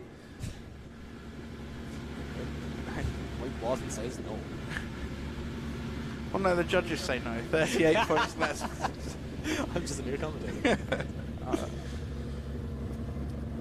Next we have Craig Butterworth. I like that name, Butterworth. Yeah. That's good. It's just a name. I think he should have. Is his middle name Toast? Craig Toast Butterworth. What a name. He is currently sat with 62.33 points, 35th position. He has some work to do to make it into the top 32. This run looks quite good so far. If he can, just making it through clip 3 there with a handbrake drag. Nice. Drag the hammering, a little flick of steering wheel just to keep it into 3. Yeah. All the way out to 4 through 5. It's quite a smooth run, and it's looking slippery out there again, isn't it? I'm just screaming. Not really going anywhere, Mike. And spinning ain't winning. That is most certainly right. 62.33 and his current score. 25th position, yeah. Has he done enough to improve? It's going to be close. A slight improvement, 63.33 puts him in 31st position, which means your mate Jordan. The legend that is Jordan. So up next we have Brendan Burke. Oh, he is looking concentrated. Did you see that look? That was very. I hope someone got a photo of that. That's like a profile picture look there. That was now. Brendan really would want that. He's whoa! Look at this entry. That was fair. Pushing it all the way out. A little bit shy in clip 2, but he's still getting into the box. So a big wobble now as he comes round the top of South Bank into clip 3. Not really managing to slow the rest of this. He seems like he slowed it down maybe a bit too much, and he's just finding it hard to get momentum again in the SR to get moving through the icy patches, we're calling it. Yeah, Brendan Burke struggling a little bit to get hold of that car. As he comes across the line, he had a 63.67 on his first run, 30th position. I'm not sure there's an improvement there, I'm afraid. But what do I know? That's what are we watching? 54.67. Stays in 30th position so far. Nervous wait. Very nervous wait. Next, Mike, who are you going to call? Bill Murray. We have Bill. It's Billy Murray. Billy Murray. I think he'll be annoyed if we call him Bill Murray. I'd say he's put Billy in for a reason. Yeah, that's Billy for a reason. He obviously watched the last round and seen how Mike Jackson got on. Big initiation from Billy. Pushed him, he flicked a small bit early, brought him down mid-bank, but he gets back out wide for the second half of the first corner. It looks like he's running very low pressure in those tyres at the back. Look how close the rim sits to the floor, which is all good for grip, but quite bad if you're going to run the edges of the curb like he's doing at the minute. Can he keep the tyre on the rim? And he had got a 76.33 on his first run. I don't think it's an improvement on his second run. A few mistakes. Yeah, it's going to be interesting to see how the judges take it, because he did do the long handbrake drag coming from bottom of the bank to 3, but he just barely got a quarter wheel inside the box. Well, the judges will let us know in due course. 70.33, still quite a good score. Better than I thought he would get for that one, to be honest, but well done for Billy Murray. Up next we have Alfie Hunter in the zip car. Yeah, I love this car. The zip car, is that what we're calling it I'm now? going to call it the zip car. He's undressing halfway down the run. And it's zippy as well. Zipping around the place. Look at him zipping around the track. So, as we see Alfie riding a wide line, coming down to the tree. That's not bad at all, Mike. Back wide on the outside line. Yeah, nice and deep through clip 4 as well. Very sketchy transition though. That centre section there just seems to be like just no grip whatsoever. I think he did a reasonable job of that, all things considered. Yeah. He come across the line. 71.33 on his first run. Will it be enough to improve? I don't know. The judges know. But I don't know. Probably the judges don't even know yet. They'll I'm have to assuming confer. they'd have an idea. They'll have to confer. 75.13. He does improve and goes into 11th position for Alfie Hunter. Very good score there for Alfie. He's going to be happy with that. He may well be very safe with that score. I think I'd be hoping an 11 to be safe. Yeah, But 30 drivers are going home.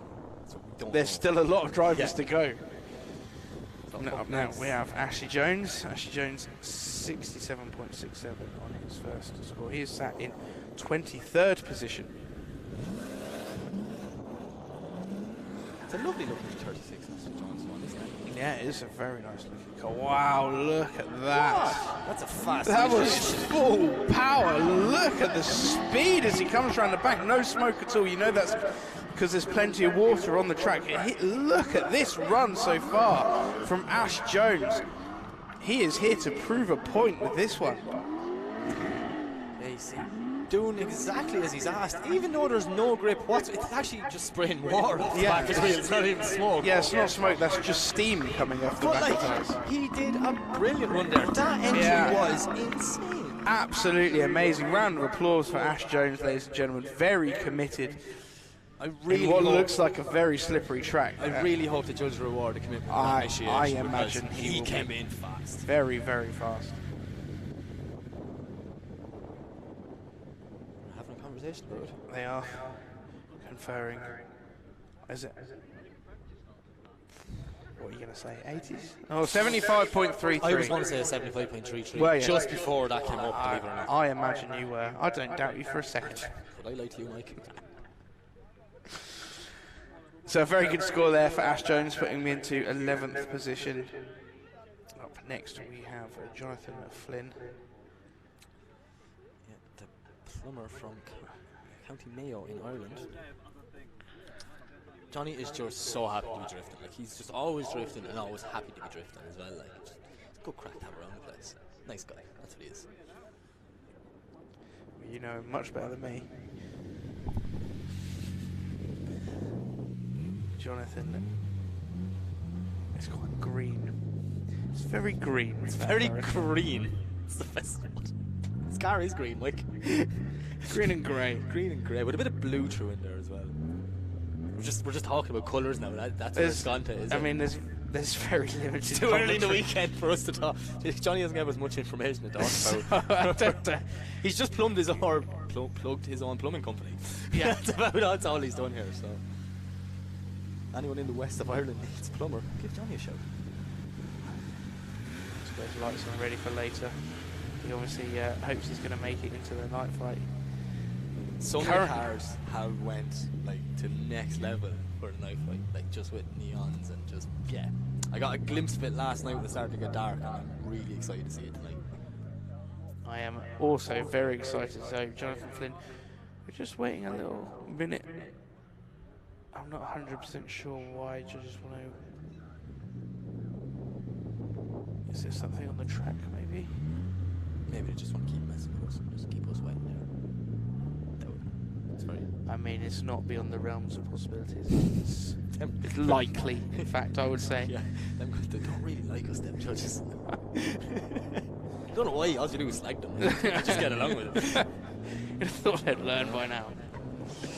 Jonathan leaves the line. A little bit of a fast entry there. A little bit shallow as he comes across, feathering the throttle.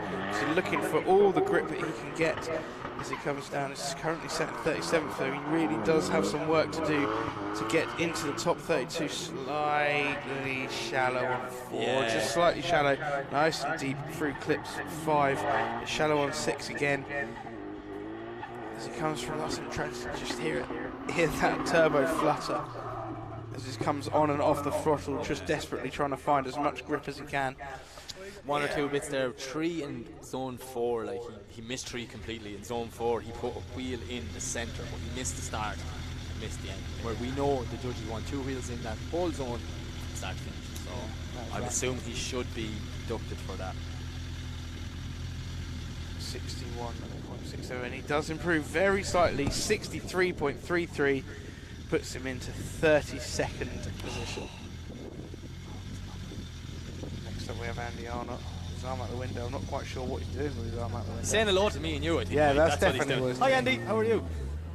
That's how people normally say hello to us anyway. 53.67 points on the board so far. Is he going to do a big flick? This is very fast from Andy Arnott. Can he hold on to it as he comes through? Shy off of clips 2 and straight, and now just before. And a really big wobble opposite drift there. That's really going to hurt his score. I was talking to Matt Stevenson, who's driving his car tomorrow, and he was telling me it's very laggy. So when you're on that first bank, you can't let off. Or it just tries to straighten on you. So I can only imagine with the conditions Andy's driving in how hard it is today. He does own a driving school though. So you know what I mean, you'd kind of expect him to learn how to drift. Yeah. Learn to drift. Learn to drift. For them. Yeah. Right, let's see what the judges thought. I mean, he was the wrong way for some of that track. So. Yeah, it just from between 2 and 3, it just all went wrong, unfortunately, for Andy. You win opposite drift. Yeah, it says 0. So, unfortunately, Andy Arnott does not improve on his first score, and that is the end of his day. Up now we have Paulis Senekis. You can hear him powering by us anyways. Loads of revs as he comes past. Wow, look at the angle on entry. Can he hold on to this?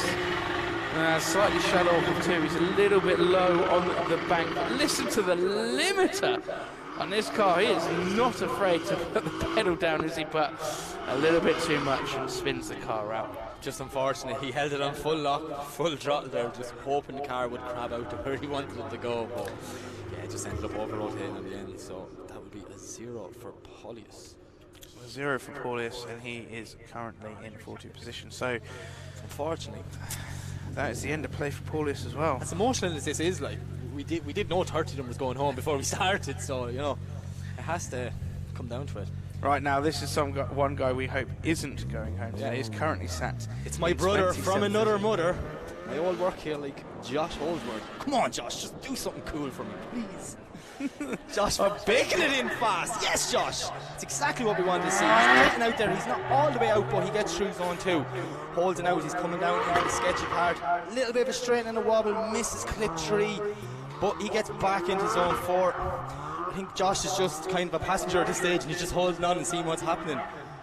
It's a better second part of the track to the first half. I know you're excited about the speed of his entry, but it was a long hammering track. It was a very long hammering track, but I've been telling him since his first run yesterday he has to come in faster. Right. And now he did it in the wet, so I actually...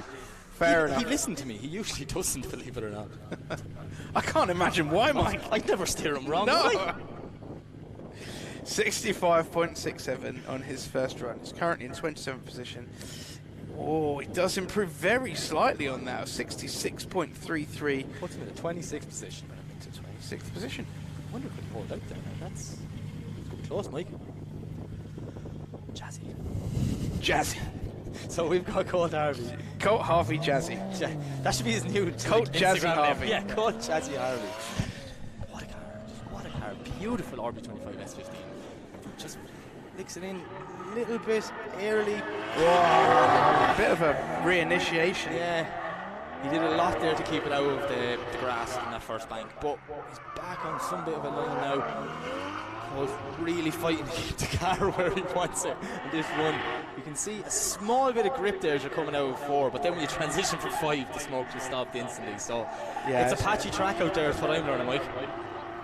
Definitely very patchy, and the drivers are struggling quite a lot with the conditions. Colt Harvey had a 63 points. 36th position as well. He's not in a good place. I don't think that running is going to improve on that. Yeah, there was a big wobble coming down the hill. Yeah, and it doesn't. 62.67 somehow jumps him up a place, but still going home. Yeah, still he jumps up a place, but not inside the top 32. Next up we have Callum Turpey. Now this was a fantastic first run we saw from him. We can see a big entry. That was a clutch kick entry from Callum Turpey, and I can hear that because I can hear the revs build very much and then drop as it comes past. Oh. A little wheel drop, but it was only slightly over the line. Like, he's doing very well to hug this outside line in the conditions that he's driving in. This car just seems to love the patchy conditions. It's on point. It really was another fantastic run from Callum. It's a fantastically built car as well. Okay, it just looks like a Blackie 36. Until you go up and look at it, it is unbelievable how well it's put together. Like, just, I was blown away when I seen it. It looks very, very good. So I've been told to explain what a clutch kick is. It's when you kick the clutch. It's when you kick the clutch. So you've got a clutch pedal, far left pedal. If you hold your right pedal down as hard as you can, listening to this and you literally kick it. Yeah. No, and what that does is that builds the revs in the engine. It's kind of like the hokey pokey when you're young. Like, Yeah. Put your left foot in, put your left foot out. You keep doing it for driving a Beamer. Yeah. It allows the engine revs to build up, and then when you release it, it puts all that power into the tyres and keeps them spinning. Hell yeah, and off you go. Keeps them spinning as much as possible, and the more you do it, the more your tyres spin. Yeah. So It works well when you've got a low power car. Yeah. So next up we have Ames Hill. Sorry, we're just waiting to see what was happening. I thought we were delaying. No, they're sending her off the line. This 34 is so nice. It's a very well presented car, isn't it?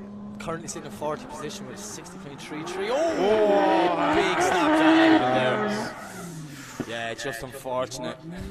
Don't think she was ready for how fast that car was going around.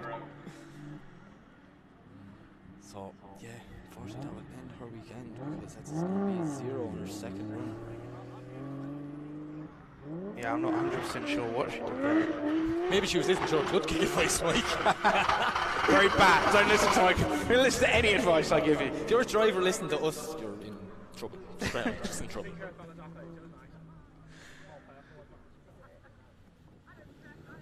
So yeah, 0 on her second run. That is Ames going home. Unfortunately, that's the end of the thing. Right, Paul Parnell.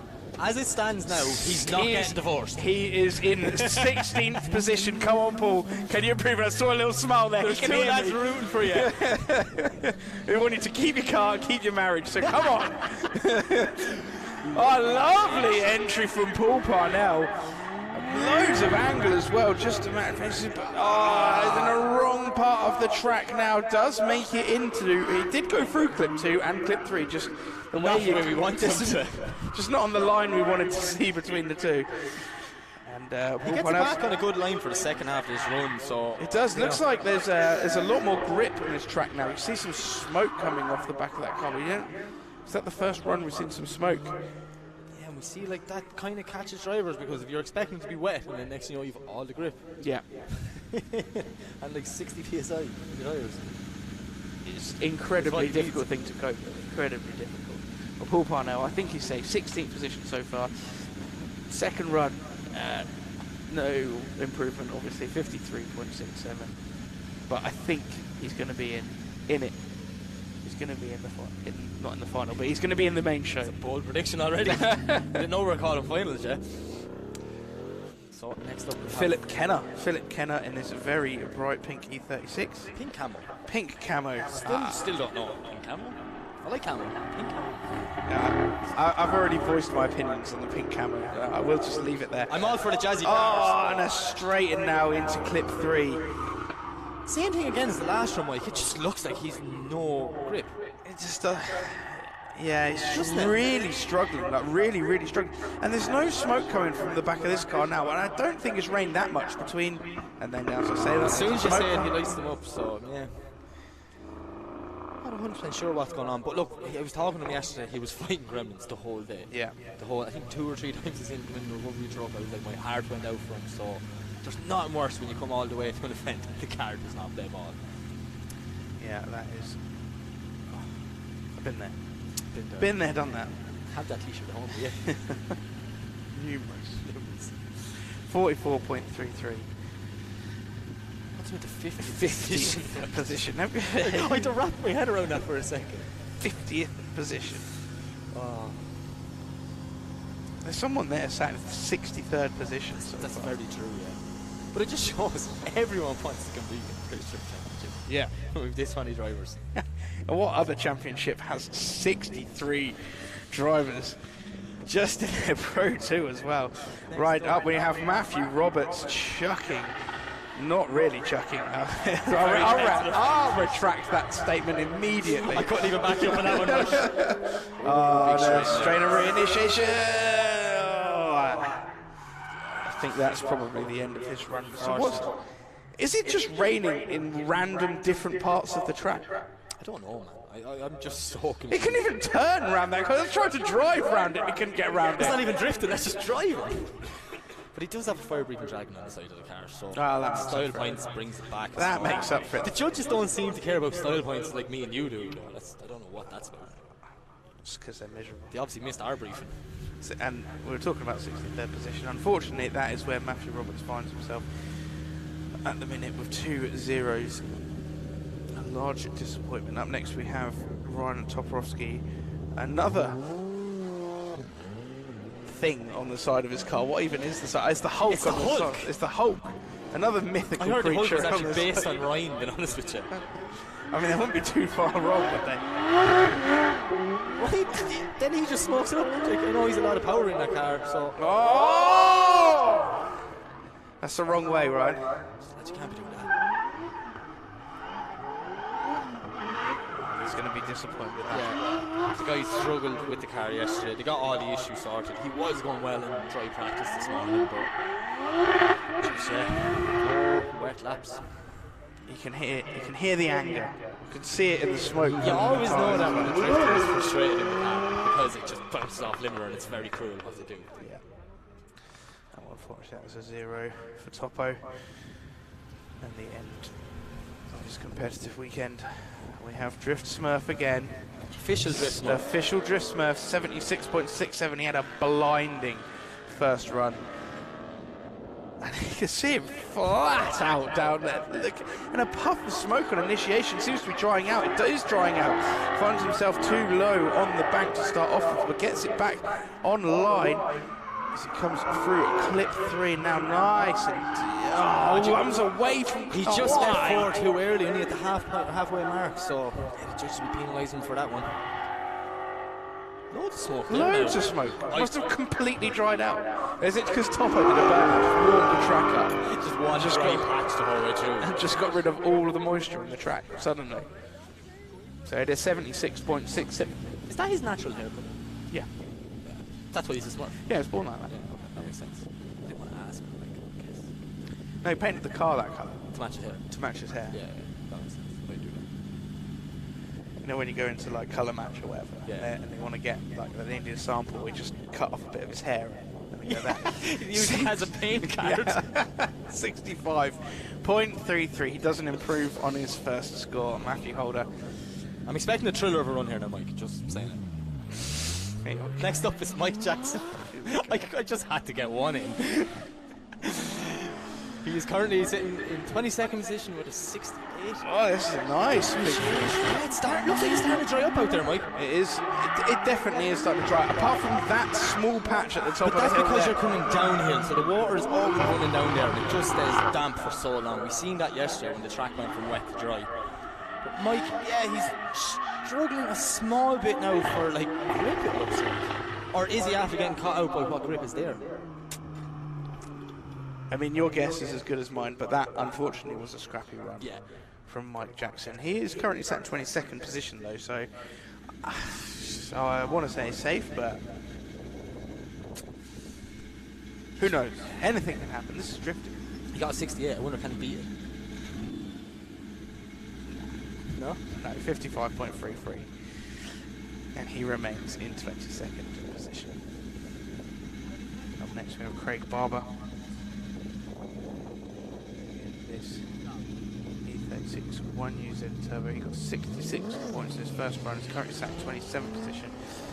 We said we thought that he should have done a little bit better on his first run, considering this car is basically a fully wet grip car. But that does not look like a good entry, and very shallow there between 1 and 2. Not a good line at all from Craig Barber around his first corner. Can he get it together for the second part? No, it's just very shallow.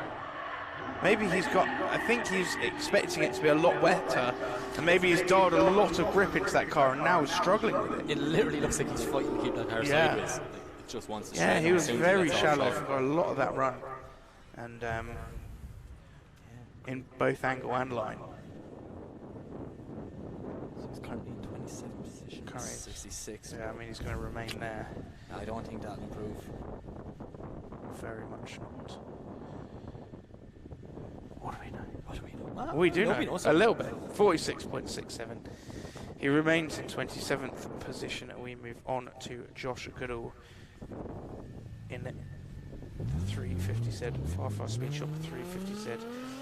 Josh Goodall, 37th position currently with a 61.83, so a bit of work for Josh to do here to get inside the battle. Big initiation though. So see, he's not as wide as he likes, barely getting the rear wheels in the clip too, but he's holding on for dear life. You gave it 350, that's all you can do. Filling all of outer zone further. I haven't seen a driver do that in a while now, actually get from start to finish, so well done Josh. Yeah, dropping wheels through clip 6. Very wide there. That's the first person I've seen go wide at clip 6. And every single person has been shallow up until there. Yeah. So a strange line from Josh Goodall. Deep where we haven't seen it go deep before, and shallow where we've seen other cars go deeper. So let's see how the judges score that one. I think that'll be a difficult one to score, if I'm honest with you. Yeah. It would have been on for a good enough score until that wheel drop there at clip 6 and the dropping of the wheel. So currently sat in 37th position. He's got a bit of work to do to get himself into the show later on today. Will he improve? 61.83. He doesn't. 59.67. Unfortunately, he remains in 37th position. Up next we have Dave Mattel.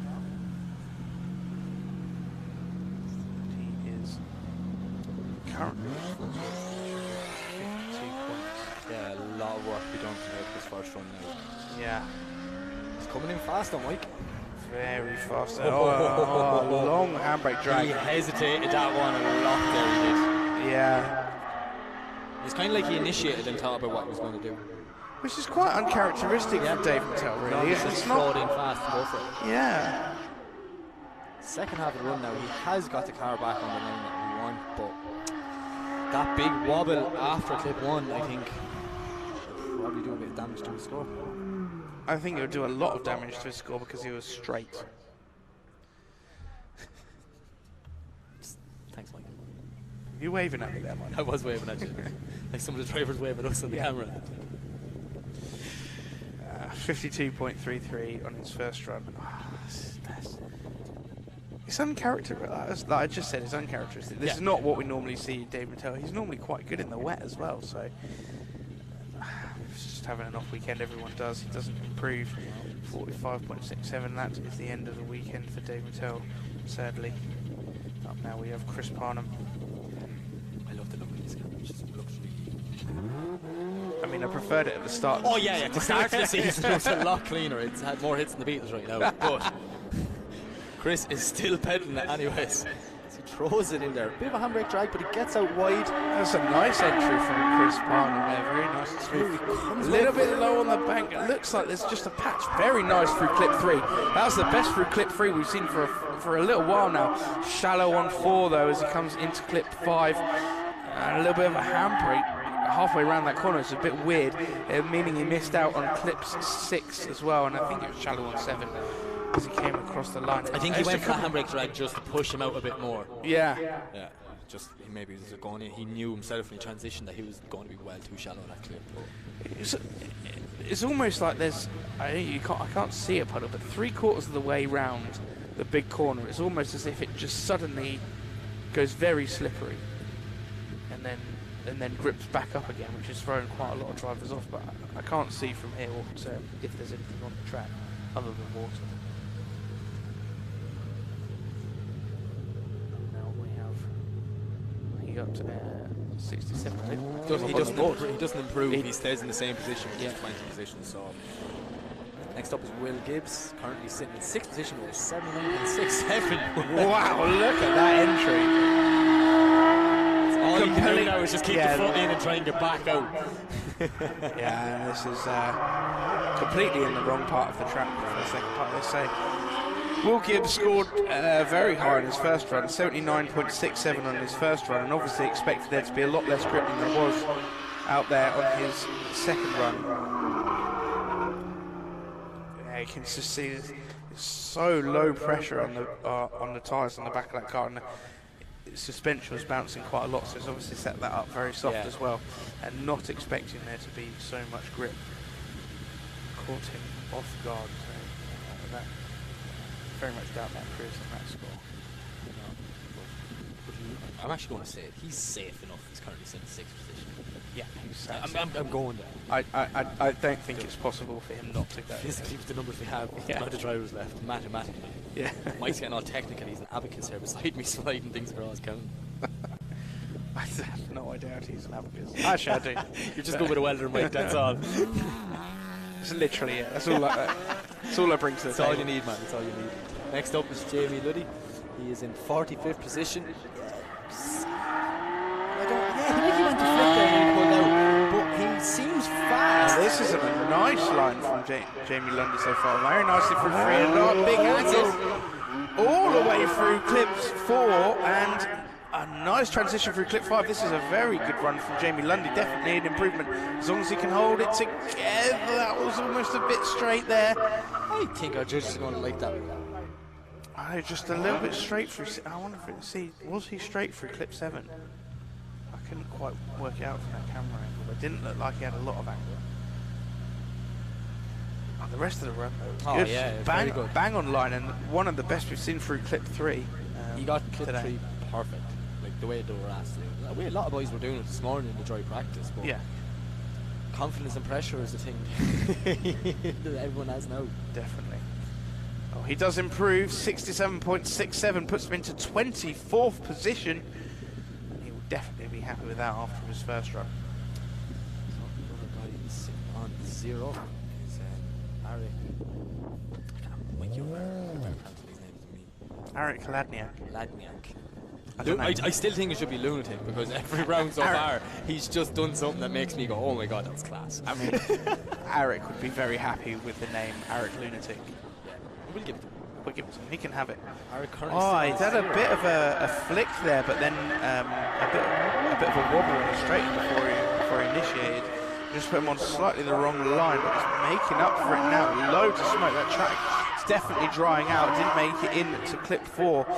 It's nicely through clips 5, 6, and 7. Without using the handbrake. Look how much smoke is coming off the back of the car now. The track is definitely drying out. So he had a 0. So I think we can safely say he's improved on that score. Safest thing I've said all day. Yeah. Sometimes we say things, it just goes wrong because we said it. Judges just having a deliberation. Do you want to make a prediction? Yeah, 62.67, and it comes in. Wow, Mike, that's brilliant. Place. Unfortunately, it's not quite enough to get him into the competition today. I really I'm a feel bit for all these disappointed, drivers. really. Really There's feel for these so drivers. many. But we knew 30 of them were going home. Right, and Dave Jackson as well. He's span on his first run. The Kiwi is going to have to put a lot of effort into this run. He's got it all to do, and his rear bumper's already hanging off, and he hasn't even started the track. Shallow off clip 2. He needs to put his foot down. There's more grip. Oh, the rear. Oh, no. That's the part when we say when a drifter's angry, you will hear it. Yeah. Right there. And a clutch kick as well that you explained earlier. Yeah. Oh, I'm just a bit upset. I know you are. You get so emotionally attached to these drivers, man. I go around the pits and you talk to every single person. Go, are you looking forward to? Oh yeah, I think I'm going to do really well this weekend. And then for whatever reason, the weather or whatever, and you see them go out, you really feel for them. I know because I've been there. Yeah. Out many times. So Matt Smith up now, 83 points in his first run. That brilliant early entry, if you remember, on his first run. And this run is looking very smoking a dry, nicely through clip 3 as well. And he hold it to shallow through clip 4, just ever so slightly shallow through clip 4. Nicely into clip 5 at 6 and 7. He won't really care though, because he's already in the second position with 83 points. Definitely going to say, Mike, he should be safe for battles. He's definitely safe. He's definitely safe, but he still likes to put in a show. And he did a brilliant run yesterday when I was in the passenger seat. Yeah. As well. Yeah. It's a really good chase run as well. So I'm looking forward to seeing him in battles. Second position. I doubt that's an improvement because he missed it. Clip 4. Yeah, nearly completely missed it. And he doesn't improve. 74.67. Remains in second position. Up now we have Petros Fidoros. He really does have a lot of work to do. 37 points. He's currently sat in 53rd position as he leaves the law. I think he just snapped a drive shaft. No? He just stalled. I seen the lights jump on. I stalled it on the line. Do you get deducted for stalling? I think you should. No. We're not going to make any predictions because we're not sure.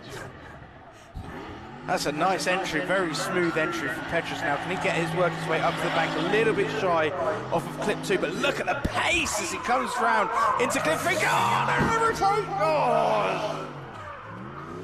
Manages to just about hold on to it, but he definitely dropped a wheel and straight and reinitiation again. Petros just having a lot of trouble with this guy. It doesn't really seem to be working for him today. He did a good job to not go on top of them tyres behind outer zone 4 there. Yeah, very much. We've seen a so. lot of drivers end up there yesterday, and I don't know how he held it. No, I have no idea, but Petros is really struggling with that car this weekend. Normally, he does some wild runs usually. Yeah. I mean, there's normally a few little, a couple little wobbles in there, but twitch. But yeah, really struggling today, and that shows with 48 points, 50th 50th position, and that is the end of his competitive day, I'm afraid. Now we have Max Fleckney, and it has dried out to the car yet, so he must be happy enough. The tyres he's on. He knows it's dry. He's currently sat in 12th position. Oh, Max going for the big flick. What a massive entry from Max Fleckney. Wow, look at this. Ever so slightly shallow on 2, but look at the pace he's got as he comes down the hill. That little patch that looked slippery earlier definitely has dried up somewhat. Very nice. Look how fast this car is. This looks like transition. Max Fleckney is bringing it all out in this second run, Mike. This looks like one of the fastest runs we've seen today. And just, I think that might actually be the fastest run we've seen today. Can we just address the elephant in the room of how cool is that KE70 look? It does look very good. It's so cool it is. With the 86 body kit. Yeah, which they shouldn't go together. No, but Max just went, hey, I've got a crazy idea, and it looks dead. That looks good. Considering how many incidents that car's had, it looks well.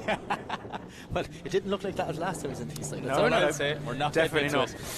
Slight improvement on his first run puts him into 11th position. I dare say he'll be happy with that. Up now we have Sam Nolan. Sam Nolan has qualified first. Last round, was it? Last round he qualified first. And he is currently sat in 21st position with 69 points, but he has got a point to prove. Look at the pace now. This is really wide. in clip 2 for a long time. Very nice in 3, plenty of angle. Using the angle to scrub off the speed, which is exactly what the judges want, but coming away from 4 too early, unfortunately. Look at the smoke starting to get. It's the first smoky run we've seen in a long time, Mike. Like, look at that.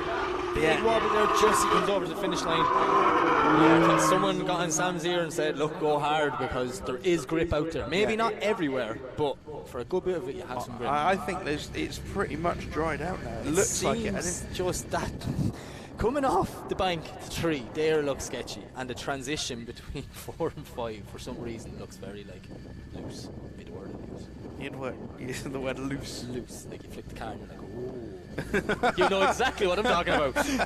I do indeed. And Sam Nolan, 76.33, puts him into 11th position. He will definitely be happy with that, but not as happy as he was with his first place last time. Right. Ryan Hughes, S14, this SR23 powered S14 engine built by DY Engines.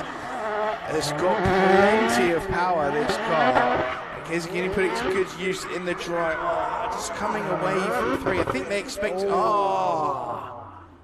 Maybe that's what happened. Shuts the car down. Do we have a gearbox issue? God damn SR shafts. Just S14 shafts, guaranteed. It's going to break. Drive shaft. I think it's the drive shaft, yeah. Because when he came off the bank, see the way he dove in early. I don't think that thing's still got S14 drive shafts in the back of it. I will be very surprised if it does. Yeah, he's out of the car. Having a look underneath.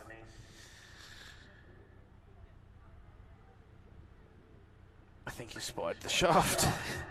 The offending drive shaft. He's taking the bumper off, getting ready to be towed in anyway, so. Yeah, unfortunately. That will be a 0 for Ryan because he didn't complete the second run. In his commentary info, he says, I usually break anything drivetrain related. Haha. Did he write the words haha? He did. Well, like, that's just karma. You don't write haha. You be honest with us, okay, but don't write haha after it. He has indeed broken something drivetrain related, I imagine. And we'll get him pulled off the track very shortly. Recovery man, here we go. Yeah. Busiest man this weekend. He's probably done the most laps on the track, I'd say. Definitely in practice this morning. There were some crashes this morning. So as we await for Ryan to be removed from the track. Escorted. Let's go. Escorted. Escorted from the circuit. He's been escorted off the premise. I'd say it's just going to be a quick, like, tow and just hook him up and tow him in. Shouldn't be pick him up job. So should be back to action very, very soon. We have your favourite name to pronounce next, Mike. I'm not going to do it. You did it well the last time, though. Did I? Yeah. I can never remember from time to time. I just go with what my gut tells me in the moment of how to say Diarmuid Canavan. I just like calling him David Caravan. Caravan. I don't know if he likes. I don't think he's going to like that one, man. Definitely not. We could try, you know. See if we can I don't want to get beaten up. To get some threatening looks from the Irish when I walk through the pits.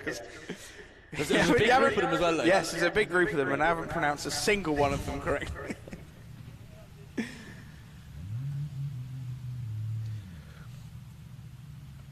I can get that car towed off.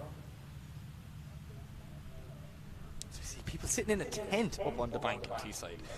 That is absolutely genius because you can get in out of the rain but still look at the track. Yeah, you can see the rain coming down now. Yeah. Oh, that means the last few qualifying runs are going to be in the wet again, just after we dried it out. It's going to be one of them days, Mike. Ryan Hughes himself has just messaged me from the track. Oh, thanks, Ryan. Saying it was an input shaft. Oh, okay. So thanks for that, Ryan. Thanks for the update. Very useful. Nice. Look at him. Hopefully they'll get that fixed for whatever next event he is going to be doing. So, as we can hear out our window, Diarmuid Canavan is warming his tyres. Once we get the car on the line, we should resume action. So Dermot had a good first run, didn't he? It was a very aggressive entry. I think he just made one mistake. I can't quite remember what that was. Probably was between 3 and 4. 90% of the first runs was between 3 and 4. Yeah, I had a feeling he made a different mistake somewhere else. I can't remember. God, that's bad, isn't it? I really should remember. Mind you, there is 63 drivers to try and remember. It's not each worth run. talking to a driver after qualifying and they refer to the runs. I just want to send some runs.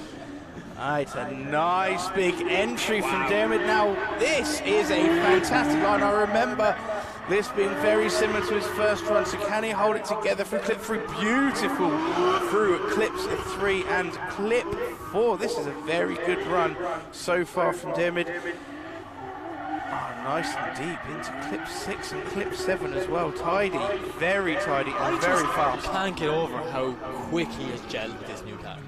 Like, this is his first event, and he did a practice day yesterday, and that's it. And yeah, and he's in different track conditions than he was in yesterday. He's throwing down some serious runs as well. I expect a high score here. He's currently sat in 34th position. I do hope there's an improvement on that. I think there's an improvement on that. There must be. Has to be. That just has to be, Mike. And it does a very big improvement. 82 points. Puts Dermot into 5th position. Wow. That was deserved. I mean, he only made one small mistake on his first run as well, and I think he just knew, if I don't make that mistake and do exactly the same run on my second, I'll be in I'll be rewarded for it. I'm now in this very nice, very aggressive entry there from Marcus Clare. Look how wide he is through clip 2. We're seeing some brilliant runs now. Can he hold it together to clip 3? Just about making clip 3 on the edge. He went all the way through clip 4. These runs are starting to get very good now as we come to the end of our qualifying lineup. So that's a very good run from Marcus. Mashes the limit across the line. Just keeps drifting because you know he's happy. Yeah. And when you're happy after doing a good run, all you want to do is do more drifting. Simple as that. When you're angry, you just want to drift angry. You just want to smash it.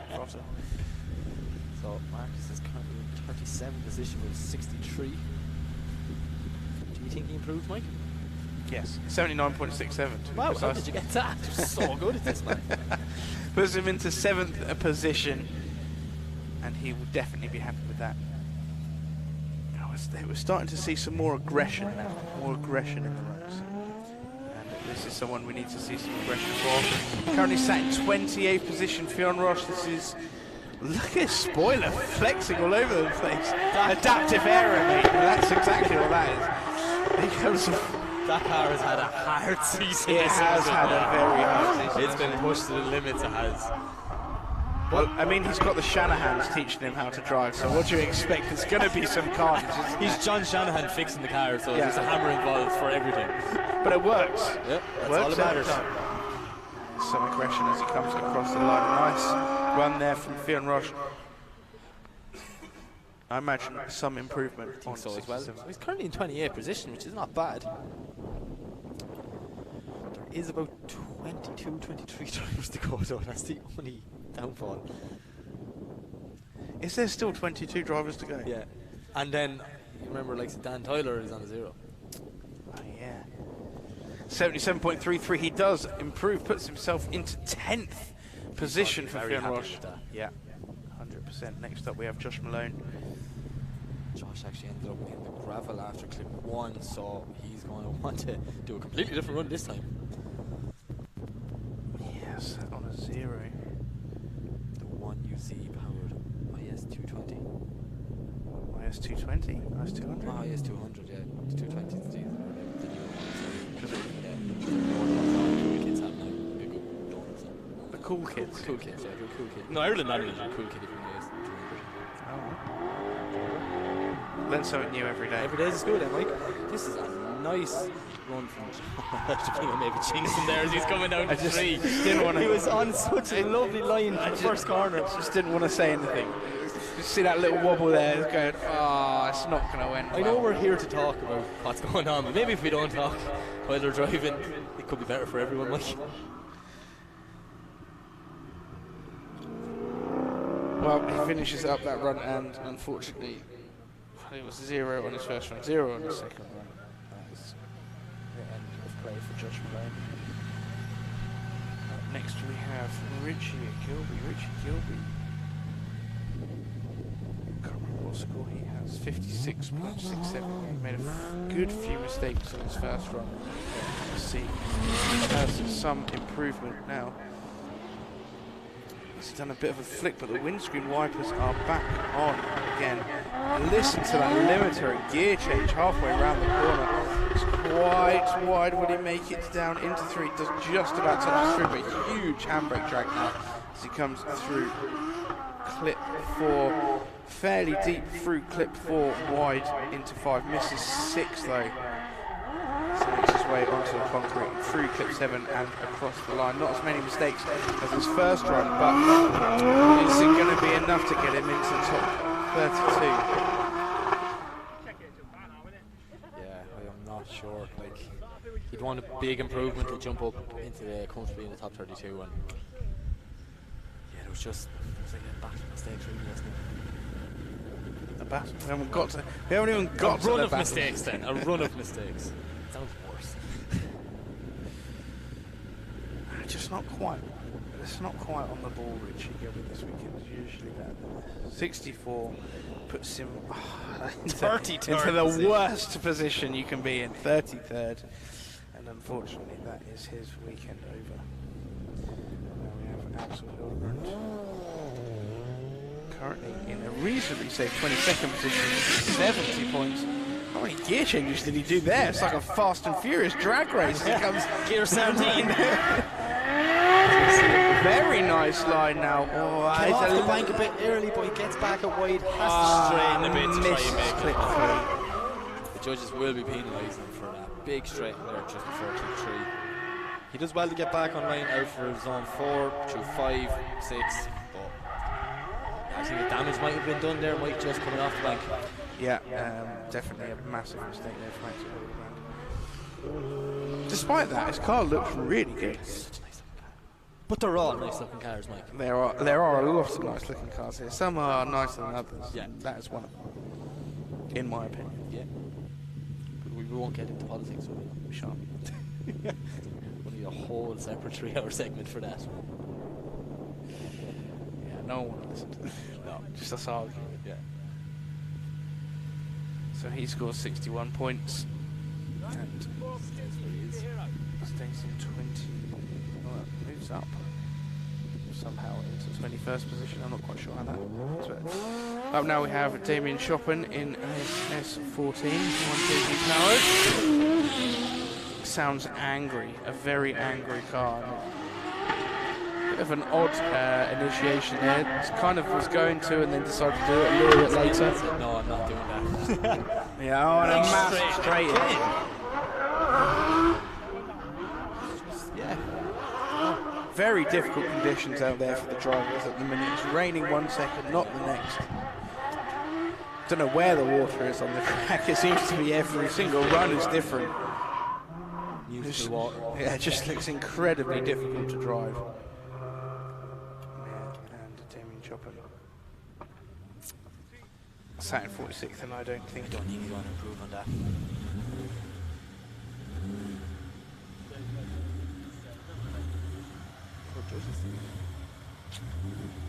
Seem to be having a small bit of a conversation, but they're having a little bit of a debate. it could be, is it a score or an incomplete drift? Well, get a score in, but unfortunately it's only a 54, so it does not move up anymore, and that would be the end of Damien's weekend.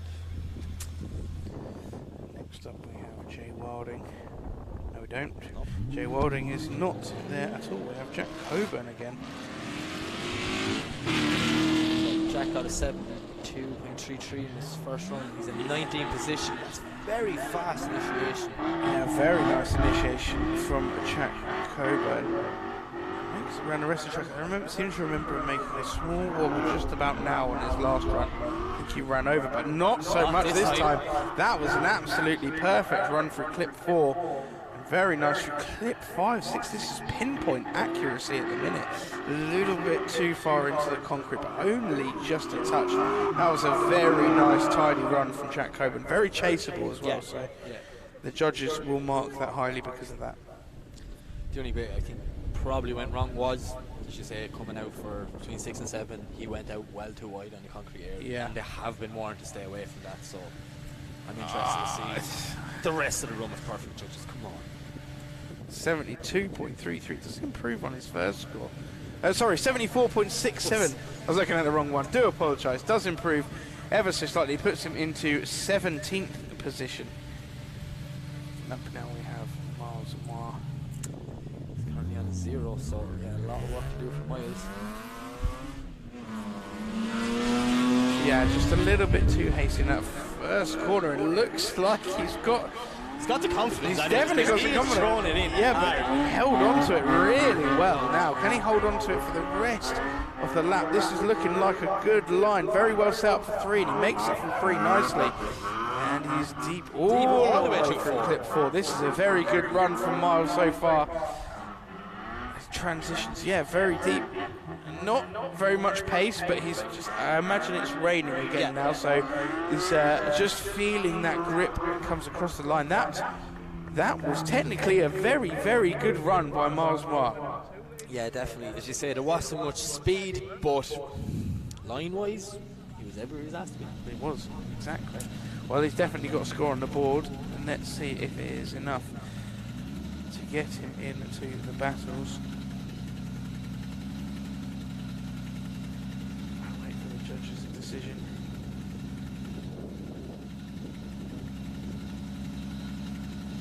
I'm having to think about this one, Mike. 74.33. Massive improvement on his first one, Mike. Giant improvement on his first one. 74.33 more. Puts him in 18th position, and he will be very happy with that. I imagine he will be in later on. Now, this is someone who is in the danger zone, currently sat 32nd position. He's got some stuff to prove, and he hold on to that. That was some angle. Wow, he does hold on to it. Really holds on to it very well. Look at this run from Chrissy Nayland. Lots of impact. Very committed. Filling all out with his own phone. It's a very good run from Chrissy, so he's definitely pushing to get away from that 32nd position, because you do not want to be sitting there. And it looks like he is going to jump up from that with that run. Very nice run from Chrissy Nayland. How he held on to that angle as he initiated us. I actually did think he was going to either over-rotate or be dragged down inside of the corner. So did I. Managed to stay on line and on power. Remarkable. So 65.33, I imagine there's going to be an improvement on that. And he does a very big improvement, 79.33, puts him in 9th position so far. Very nice run there from Chris. Just nailing the spot in the top 32, isn't he? That's exactly what he's doing. And my one worked better last time. Your one was better than last time, yeah, I'll give you that. Next up, we've got Danny Maguire. Danny's currently sitting in first with an 84, so I think this is a victory lap for Danny. Oh! He probably came in a bit too hard there. Yeah, a little bit too much. Danny's sitting in first position. He knows he's going back in later, so he's just going to put a show on for the rest of this run, it looks like. So much power in that S15, isn't there? Massive. Like, it's massive ridiculous. It's just... It's still only like 600 horsepower, but the torque in it and the delivery of the power. Car sounds amazing.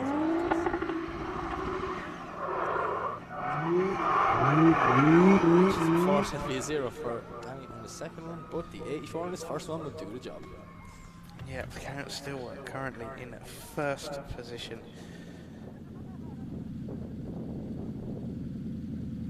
Up next we have Mad Craig McLeod. Crazy Craig. I like Mad Craig. Yeah. Mad McLeod. Do you ever watch any of Craig's YouTube stuff? I think I've watched a couple. Yeah, he is so entertaining. He's a legend. Alright, and a nice big entry. Left foot brake on entry. Just dropped that wheel. Killed all momentum and dragged him to the inside of the first corner. But look, Craig's got it back out on the line. And he's sat on an 80 points for his first run anyway, so he's not going to be too bothered about his second run. He's just definitely testing the track limits here everywhere, because he's dropped the wheel anywhere it was possible to drop a wheel so far. Yeah, definitely, 100%. Just maybe so he knows how far he can push it, that's all it is, so he won't do it in battles. Yeah, the only problem with that is he's testing it in these exact conditions that are very changing. Changing conditions. So if he knows the edge of the run in this exact condition, when he goes out, it'll be completely different. He's under 3 meters. Regardless, he's sat on 80 points in 6th place, so I think he's pretty safe. There he goes in, 44 in the second round. Up next we have Mark Chapman. Lining up.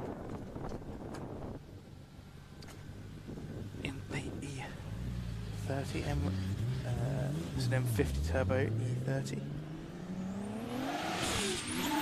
Mark's run was very fast. I just can't remember what happened. I think he zone 4. I think he just completely messed there on the last round. But this time he seems them dialed together a lot better. Nice wide line from Mark. Yeah, this is a very good run from Mark Chapman. Holds it well. Look, just perfect on that outside line, filling all of zone 4. Snappy transition. This is a nice run. Very good run from Mark. Oh, why did we say it? Just that mischief coming out of the corner. Should have just kept it in gear just for that last corner. Bounce the limber over and slow. Retrospect is a wonderful thing. Just a small straight, and the rest of the lap was very good. So let's hope it doesn't come against him too much in his score. And we'll see what the judges think. Hoping for him. Yeah, I am as well. 75.67 puts him into 17th position. He is in the show, and he will be very happy with that. I guarantee he won't miss shift. No, he won't do that again. He's got away lightly this time. He won't do that again. I'm now Owen Atkinson in this RX-8 that you like. No, I'm just saying RX-8. It's just, there's not enough of them out there, in my opinion.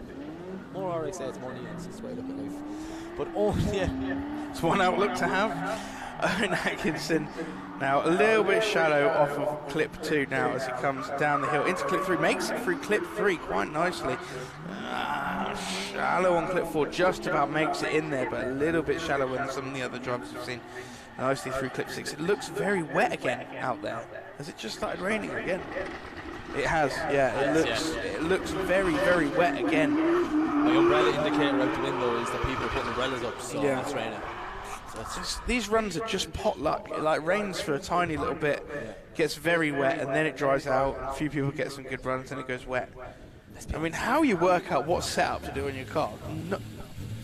You nearly want to pull in halfway and change from a dry to a wet setup around clip 3 and then continue on. I think that goes against the rules, but yes, several. 63.33.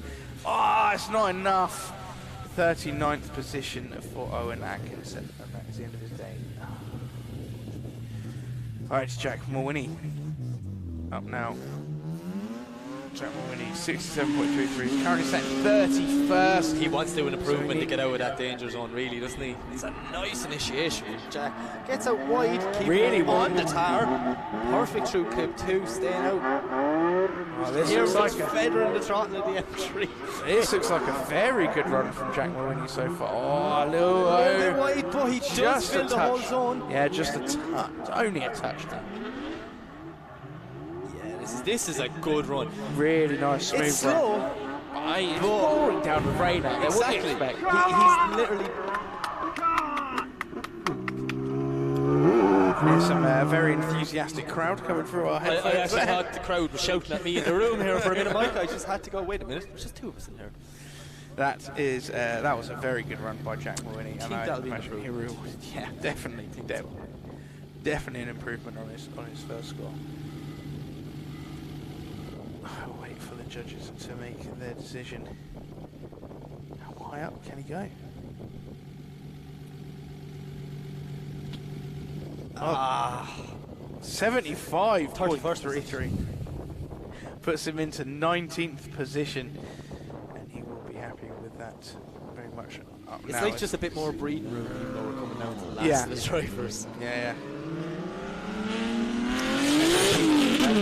he is currently sat in 34th position, so he really does need to improve on his first run. Wow, look how wide he is. I didn't think you could go that wide and stay on the track, but he just about manages it. Goes for clip 3 as well. Just about managing to hang on there, very deep through clip 4.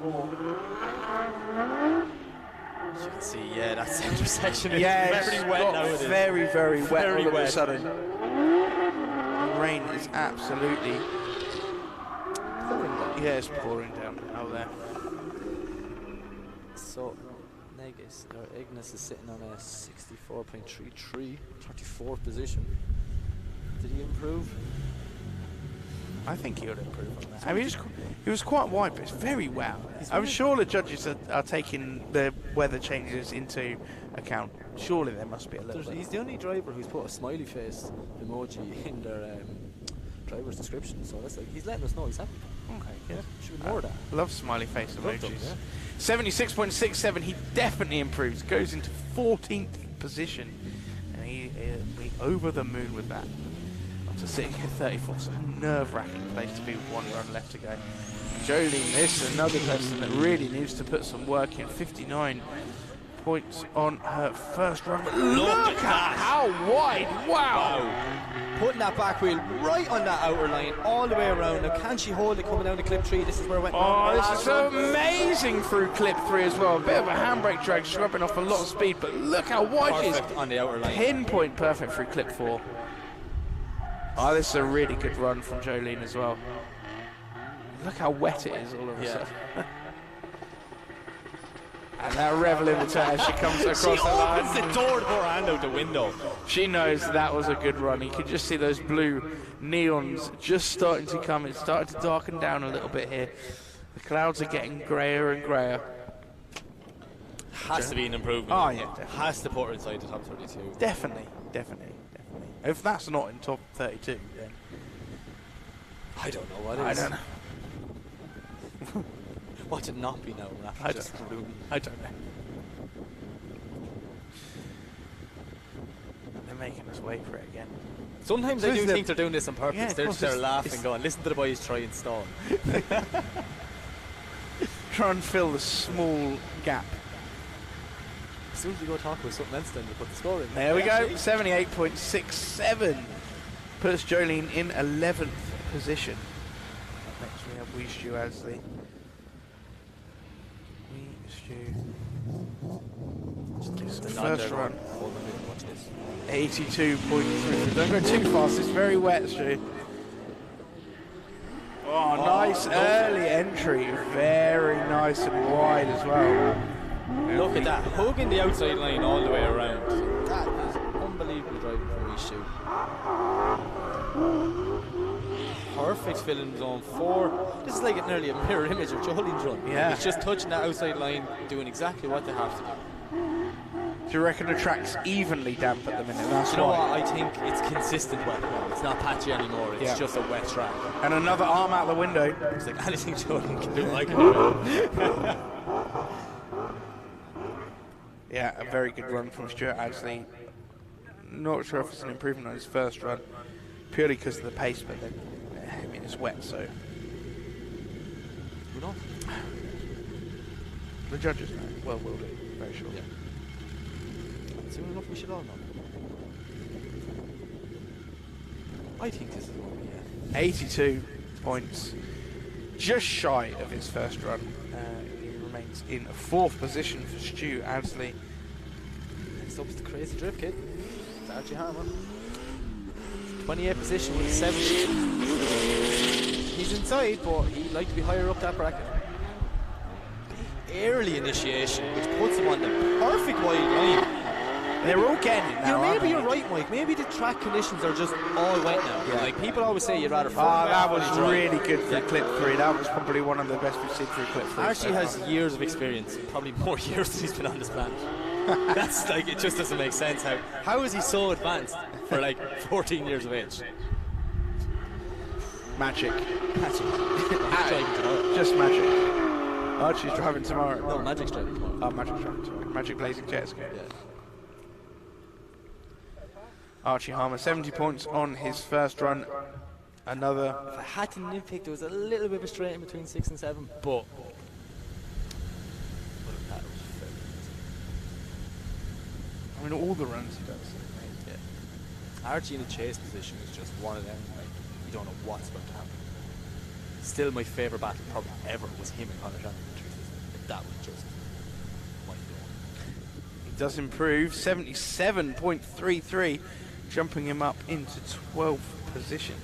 He went from 28 to 12 with 7.33 of a difference Yeah. in the score. That shows you how close this bracket is. They're very close, well, with so many drivers, they've got to be. There's more drivers than there are points, so more runs than there are points. All right, up now, Hugh Egdell, currently sat in 48th position, not a position he's used to being. Look at the angle!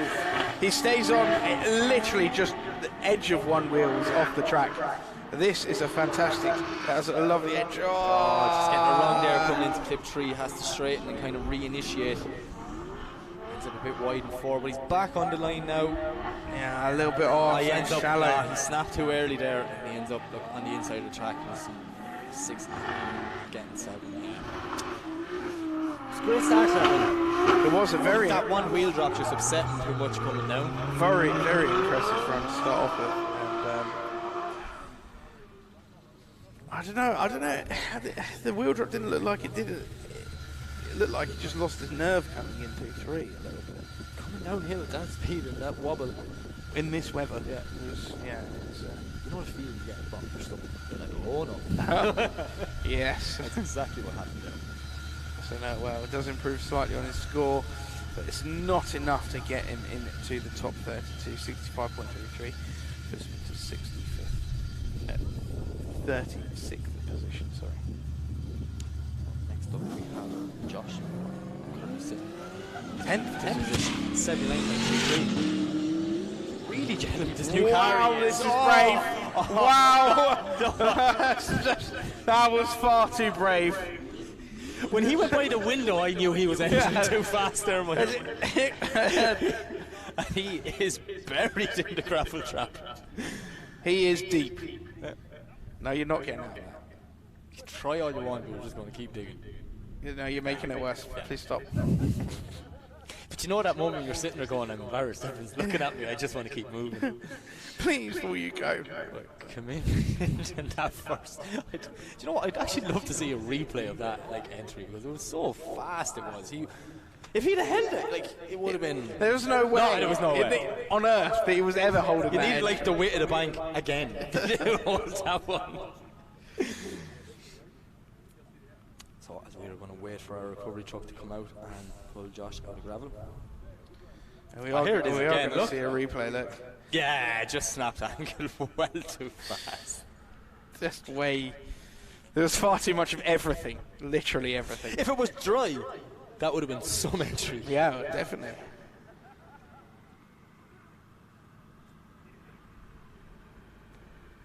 Earlier on, Michelle spoke to Archie Harmer, who has just made it into the top 32.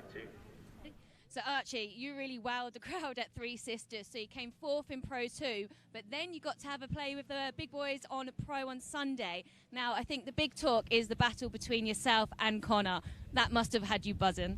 Honestly, I was over the moon when I knew I was battling Connor. We dropped the pressures, we made sure that car was able to keep up with him. We just sent it, massive angle, massive flare, and I couldn't be over. I was over the moon with the run, and I was ecstatic. So basically, the best thing about this, I think, it just shows you don't need all the power. A lot of it is driving skill as well. Yeah. This car is built from everything we had at the garage, and it just shows you don't need all this fancy stuff to win or do well against someone. Connor's car's obviously got a higher spec than mine, but I still managed to put it to his door and almost maybe have one more time with him, so I couldn't be any more happy. I agree. I think everyone on the bank was screaming. It literally, you had the crowd going, which is amazing. Now, talking of the crowd and podiums and getting up there, you came 4th, but I really feel like this has to be the round you get on that podium. I'm going to try my best. Whatever happens, happens. I'm not nervous, like I've said before. That's all I've been taught. But we'll see what we can do. I'm gunning for a podium. I've always wanted one at BDC, and this is obviously my last chance. So I'm going to be driving hard, trying to put on a show. But I'll see what I can do. I'm happy with whatever. And are you happy with the track layout? How are you finding it? I'm happy with the track layout. To be fair, I like the last clip, but they've took it out obviously. But no, I'm happy with the track, and it's fast, it's flowing, so it'll be good. Well, I can't wait to see what you achieve, because I've got a great feeling about today, so best of luck. Thank you. So there we go, a very confident young man. Cool, calm and collected. Yeah. And fringe on point. Love the fringe. He keeps giving out 3%. And whilst we wait, Michelle is live now with Dan Tyler. Talking about judges in the tower. Very, very, very tricky conditions out there. How have you finding it? Obviously, the first qualifying run looked difficult. Yeah, I spun out on the first corner on my first qualifying run. I can't really get on with the car in the wet. Every time it rains, I just can't drive it that well. But I've got another run yet, so we'll see how that one goes. Well, I'm hoping actually you're now fully wet, because I know worst conditions is patchy, and I think that's how it was when you were last out on your run. Have you made any changes in the pits ready for a second qualifying run? So I've been in the pits about 3 or 4 times to change tyres, because it did dry out at one point, and we went to put the wets on, and then it dried out, and then we went back to the pits to put the wets back on, and I'm going to keep the wets on now because the track is fully wet, so hopefully I can do it. I can see the frustration, and to be honest, watching it's painful, but back over to you, Mike and Mike. Thank you very much, Michelle. So there we go, Dan Tyler, not too confident in the rain, but done a lot of setup changes, so let's hope his lap improves. But we're all rooting next. for him. Yeah. We love Dan. Well, he's already won, so... I don't want to see him win the championship and then not qualify at the last round, especially after some of the amazing battles he's gave us this season. Yeah, I think he needs to prove a point that even though he's won, he's still going to stick it to everyone. Oh yeah, 100%. Yeah. Wet or dry, he's going to be on the door. So up now we have Justinus Norkus warming up his tyres. And I don't think it's going to make any difference, mate. It is very wet outside there. You can warm them up as much as you like. By the time you've got to the first umbrella over your tyres, man. Oh, he's certainly going to try. It's very interesting as well, picking drivers' brains on what they're going to do in the wet and dry scenarios. And it seems every driver has a set of rims with some wet tyres just sitting there. Yeah. That they can go and change. Yeah. And that's how much obviously testing and development these drivers have done. They're ready for any conditions. Yeah, that is very true. They are. Well, all of their team will be there waiting. Is it going to rain? Is it not going to rain? And then one will be at the end of the track going, it's raining this side. Is it raining down where you are? You need to put a team member at every clip, kind of like go everywhere around. It's dry here, wet here. Whoa! Massive entry! Oh. 73rd, 26th position. He's probably going to be safe. If there's anything for the 3 or 4 cars that are left in qualifying, that's something to learn. Dan Tyler needs to learn from that. It's wet on initiation. Very wet. Spotters, do your job. Tell the boys what they're experiencing.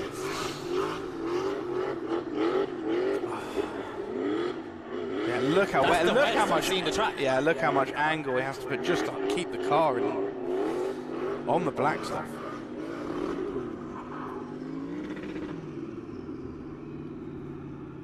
Oh, Dan Tyler's probably going, no, please dry out, please. I don't think he's going to try out Dan, unfortunately. Not between his run next, right? It's Justinus Norkus. Run 2 was a 0, obviously, because the spin. Next up we have Arunus Nomontis driving Ms. Vaskelis's weapon of an E30. Absolute weapon. Absolute weapon. This show could probably smoke the place out even though it's wet. Yeah, he has only 30 points on his first run, making a load of mistakes. Is he going to try not make the same mistakes again? He's fighting it. Look how much he fights the car, but on a good line though. Look how much angle he has got on this bank. This is a much, much, much better run from Arunus' second time round. Can he hold it together? He does. Really nice in the line. It always looks like he's about to go off and then just manages to keep hold of it somehow. Torque, clutch kick in, and the right tyre pressure. For conditions, that's a great run from Arunus. And I need to say happy birthday to Vitalis Arumas, manager who's owner of that E30. Oh. Happy birthday. Happy birthday. We're back on the birthday request, are we? I've only had one so far. Yeah, but now you've started it. Like 2 days. I mean, he does own that car, so I thought. Yeah, true. Happy birthday, man. Arunas, a much improved run over his first run. Let's see what the judges thought of it. Were they as impressed as we were? I think it's going to be a good improvement, but just don't know. I don't want to make any bold predictions either. I mean, I thought it was a good run. I thought it deserved to be in the top 30. He was on the line. Yeah, and it was chaseable, which is all we're judging at the minute. That's what judging is for. That version of Teesside we're looking at now is very misleading because it's good and dry and sunny, but that was a picture before this weekend. 68.3. 31st position, so very close to the edge. Just about. Just make a scrapes difference. in. He's there to fight later on in the battles. If you're in, you're in. Yep. And we haven't got very many drivers left, so that may well be. One of those drivers is this man, Tom Van Beek. He is currently in 14th position, so no threat to Arunas at the minute. Lots of limiters to to try that and keep the limiter. car moving there and not over-rotate, so good job by Tom getting back on the line. Nice little handbrake drag coming into 3, steadies the car. Oh, no, no. just completely too wide there, it's on 4. Oh, no, don't over-rotate.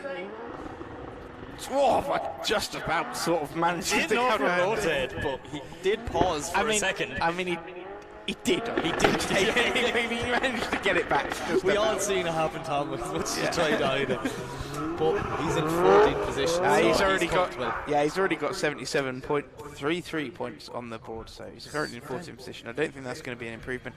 An uncharacteristic mistake there from Tom Van Beek. That leaves 1. That leaves 1. That 1 has won the Pro 2 Championship. But he's currently sat on a 0, Mike. Yeah. So, God only knows. And he's in a very wet track. He says he doesn't like the wet. The car doesn't work in the wet. Oh, what's going to happen? Oh, I do hope you. Dan Tyler, we are really rooting for you here. Come on, Dan. You can do it. You just got to pull a lap together. Get yourself into the battles.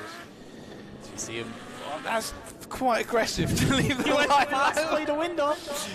Oh, God, just about keeps a wheel on line. Very nice through clip 2. Can he come away ever so slightly? He does. And into clip 3 he does. Oh, you can tell he's struggling with the car, but he's online, very much online, but you can tell he's really having to work it to keep it there. Shallow to hero 5, gets through 6. He's hugging and there's just no look. It's like spinning, but just, the wheels are going nowhere. Yeah. You know, that's the most frustrating thing ever. As he crosses the line, just about clicking another gear. Why is that going to be enough to get into the top 32? I always say pressures for tyres, but I don't know. Maybe it's pressures for tyres and Dan Tyler. Because that was hard. It's going to be close. Oh, come on, Dad. It's not really up to him. If it was up to him, he'd give himself 100, Mike. I know, but It's up to the judges. It's like, come on, James, Brad, and Jason. they don't listen to us. If anything would make it worse, I'm not mentioning them at all. 69 points. 31st position. 31st position. He is just about in the competition later. Dan Tyler hangs on. Brilliant. Literally, just about hangs on to the. That has to be one of the most nerve-wracking qualifying sessions I've ever went through. There was more ups and downs than a roller coaster, Mike. It was definitely stressful. So these unfortunately won't be joining us for battles this afternoon. Yeah, none of these people are making it. Unfortunately, J1 didn't even turn up. That's disappointing because I was rooting for him, so he didn't even turn up. That was annoying. Oh, up. So 32, Arunas Lamontes just about getting in there, and we just saw that's like Dan Tyler. 1 and 3 in the championship. 1 and 3 in the championship. Yeah, 31st, second. But it's been dry all year, and it's not dry now. So, and here we move up into the top. We've got Tom Van Beek's in 14th position. He was a favourite as well. Danny Maguire held out with that first run. Yeah, Danny Maguire still in first position. He's going to be very happy with that. That Flynn is Roach as well, actually getting 13th after that big impact this morning. Like it's a good way to bounce back. That it just shows that it takes a lot to upset this kid. Definitely. So meet us back here again at 4:30 for all the battles.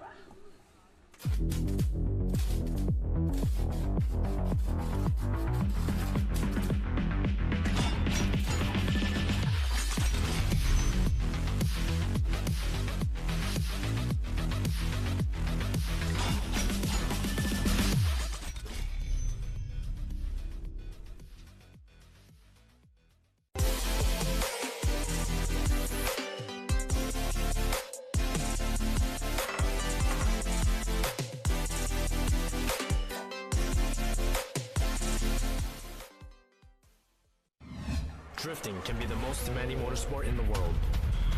My name is Jun Ming. The high RPMs required to keep my tires spinning and rubber burning are brutal on engine oil. That's why Lucas Synthetic Oil Stabilizer was formulated for performance on the track and the highway. Lucas Synthetic Oil Stabilizer keeps my power on for split-second decisions, making every shift and turn count. When it comes to my engine and engine oil, I give it every advantage with Lucas Synthetic Oil Stabilizer. We are Funk Motorsport, your heat management specialists. Based in the UK, we strive for perfection, developing thermal products trusted by professional race teams and drivers worldwide. Performance, protection, reliability.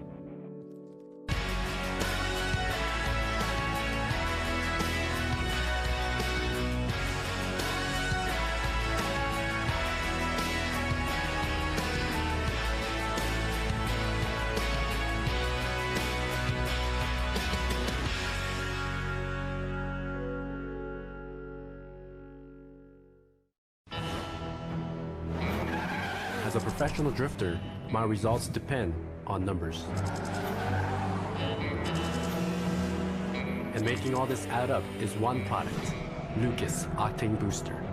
It delivers 3 times the boost and promotes a clean fuel burn that keeps my tires smoking through every turn, which even off the racetrack can be difficult not to do. Depend on Lucas Octane Booster. Link ECU produce standalone engine management technology with a range of products that allow you to unleash the power of your engine. Acting as your car's brain, our ECUs control electronic fuel injection and ignition. A magnitude of sensor inputs and outputs ensure your engine exceeds your expectations. Built-in safety features guarantee engine protection, and data logs keep you informed on its performance. Smoke your tires and not your engine with a world-leading Link ECU. Tarmac Sports.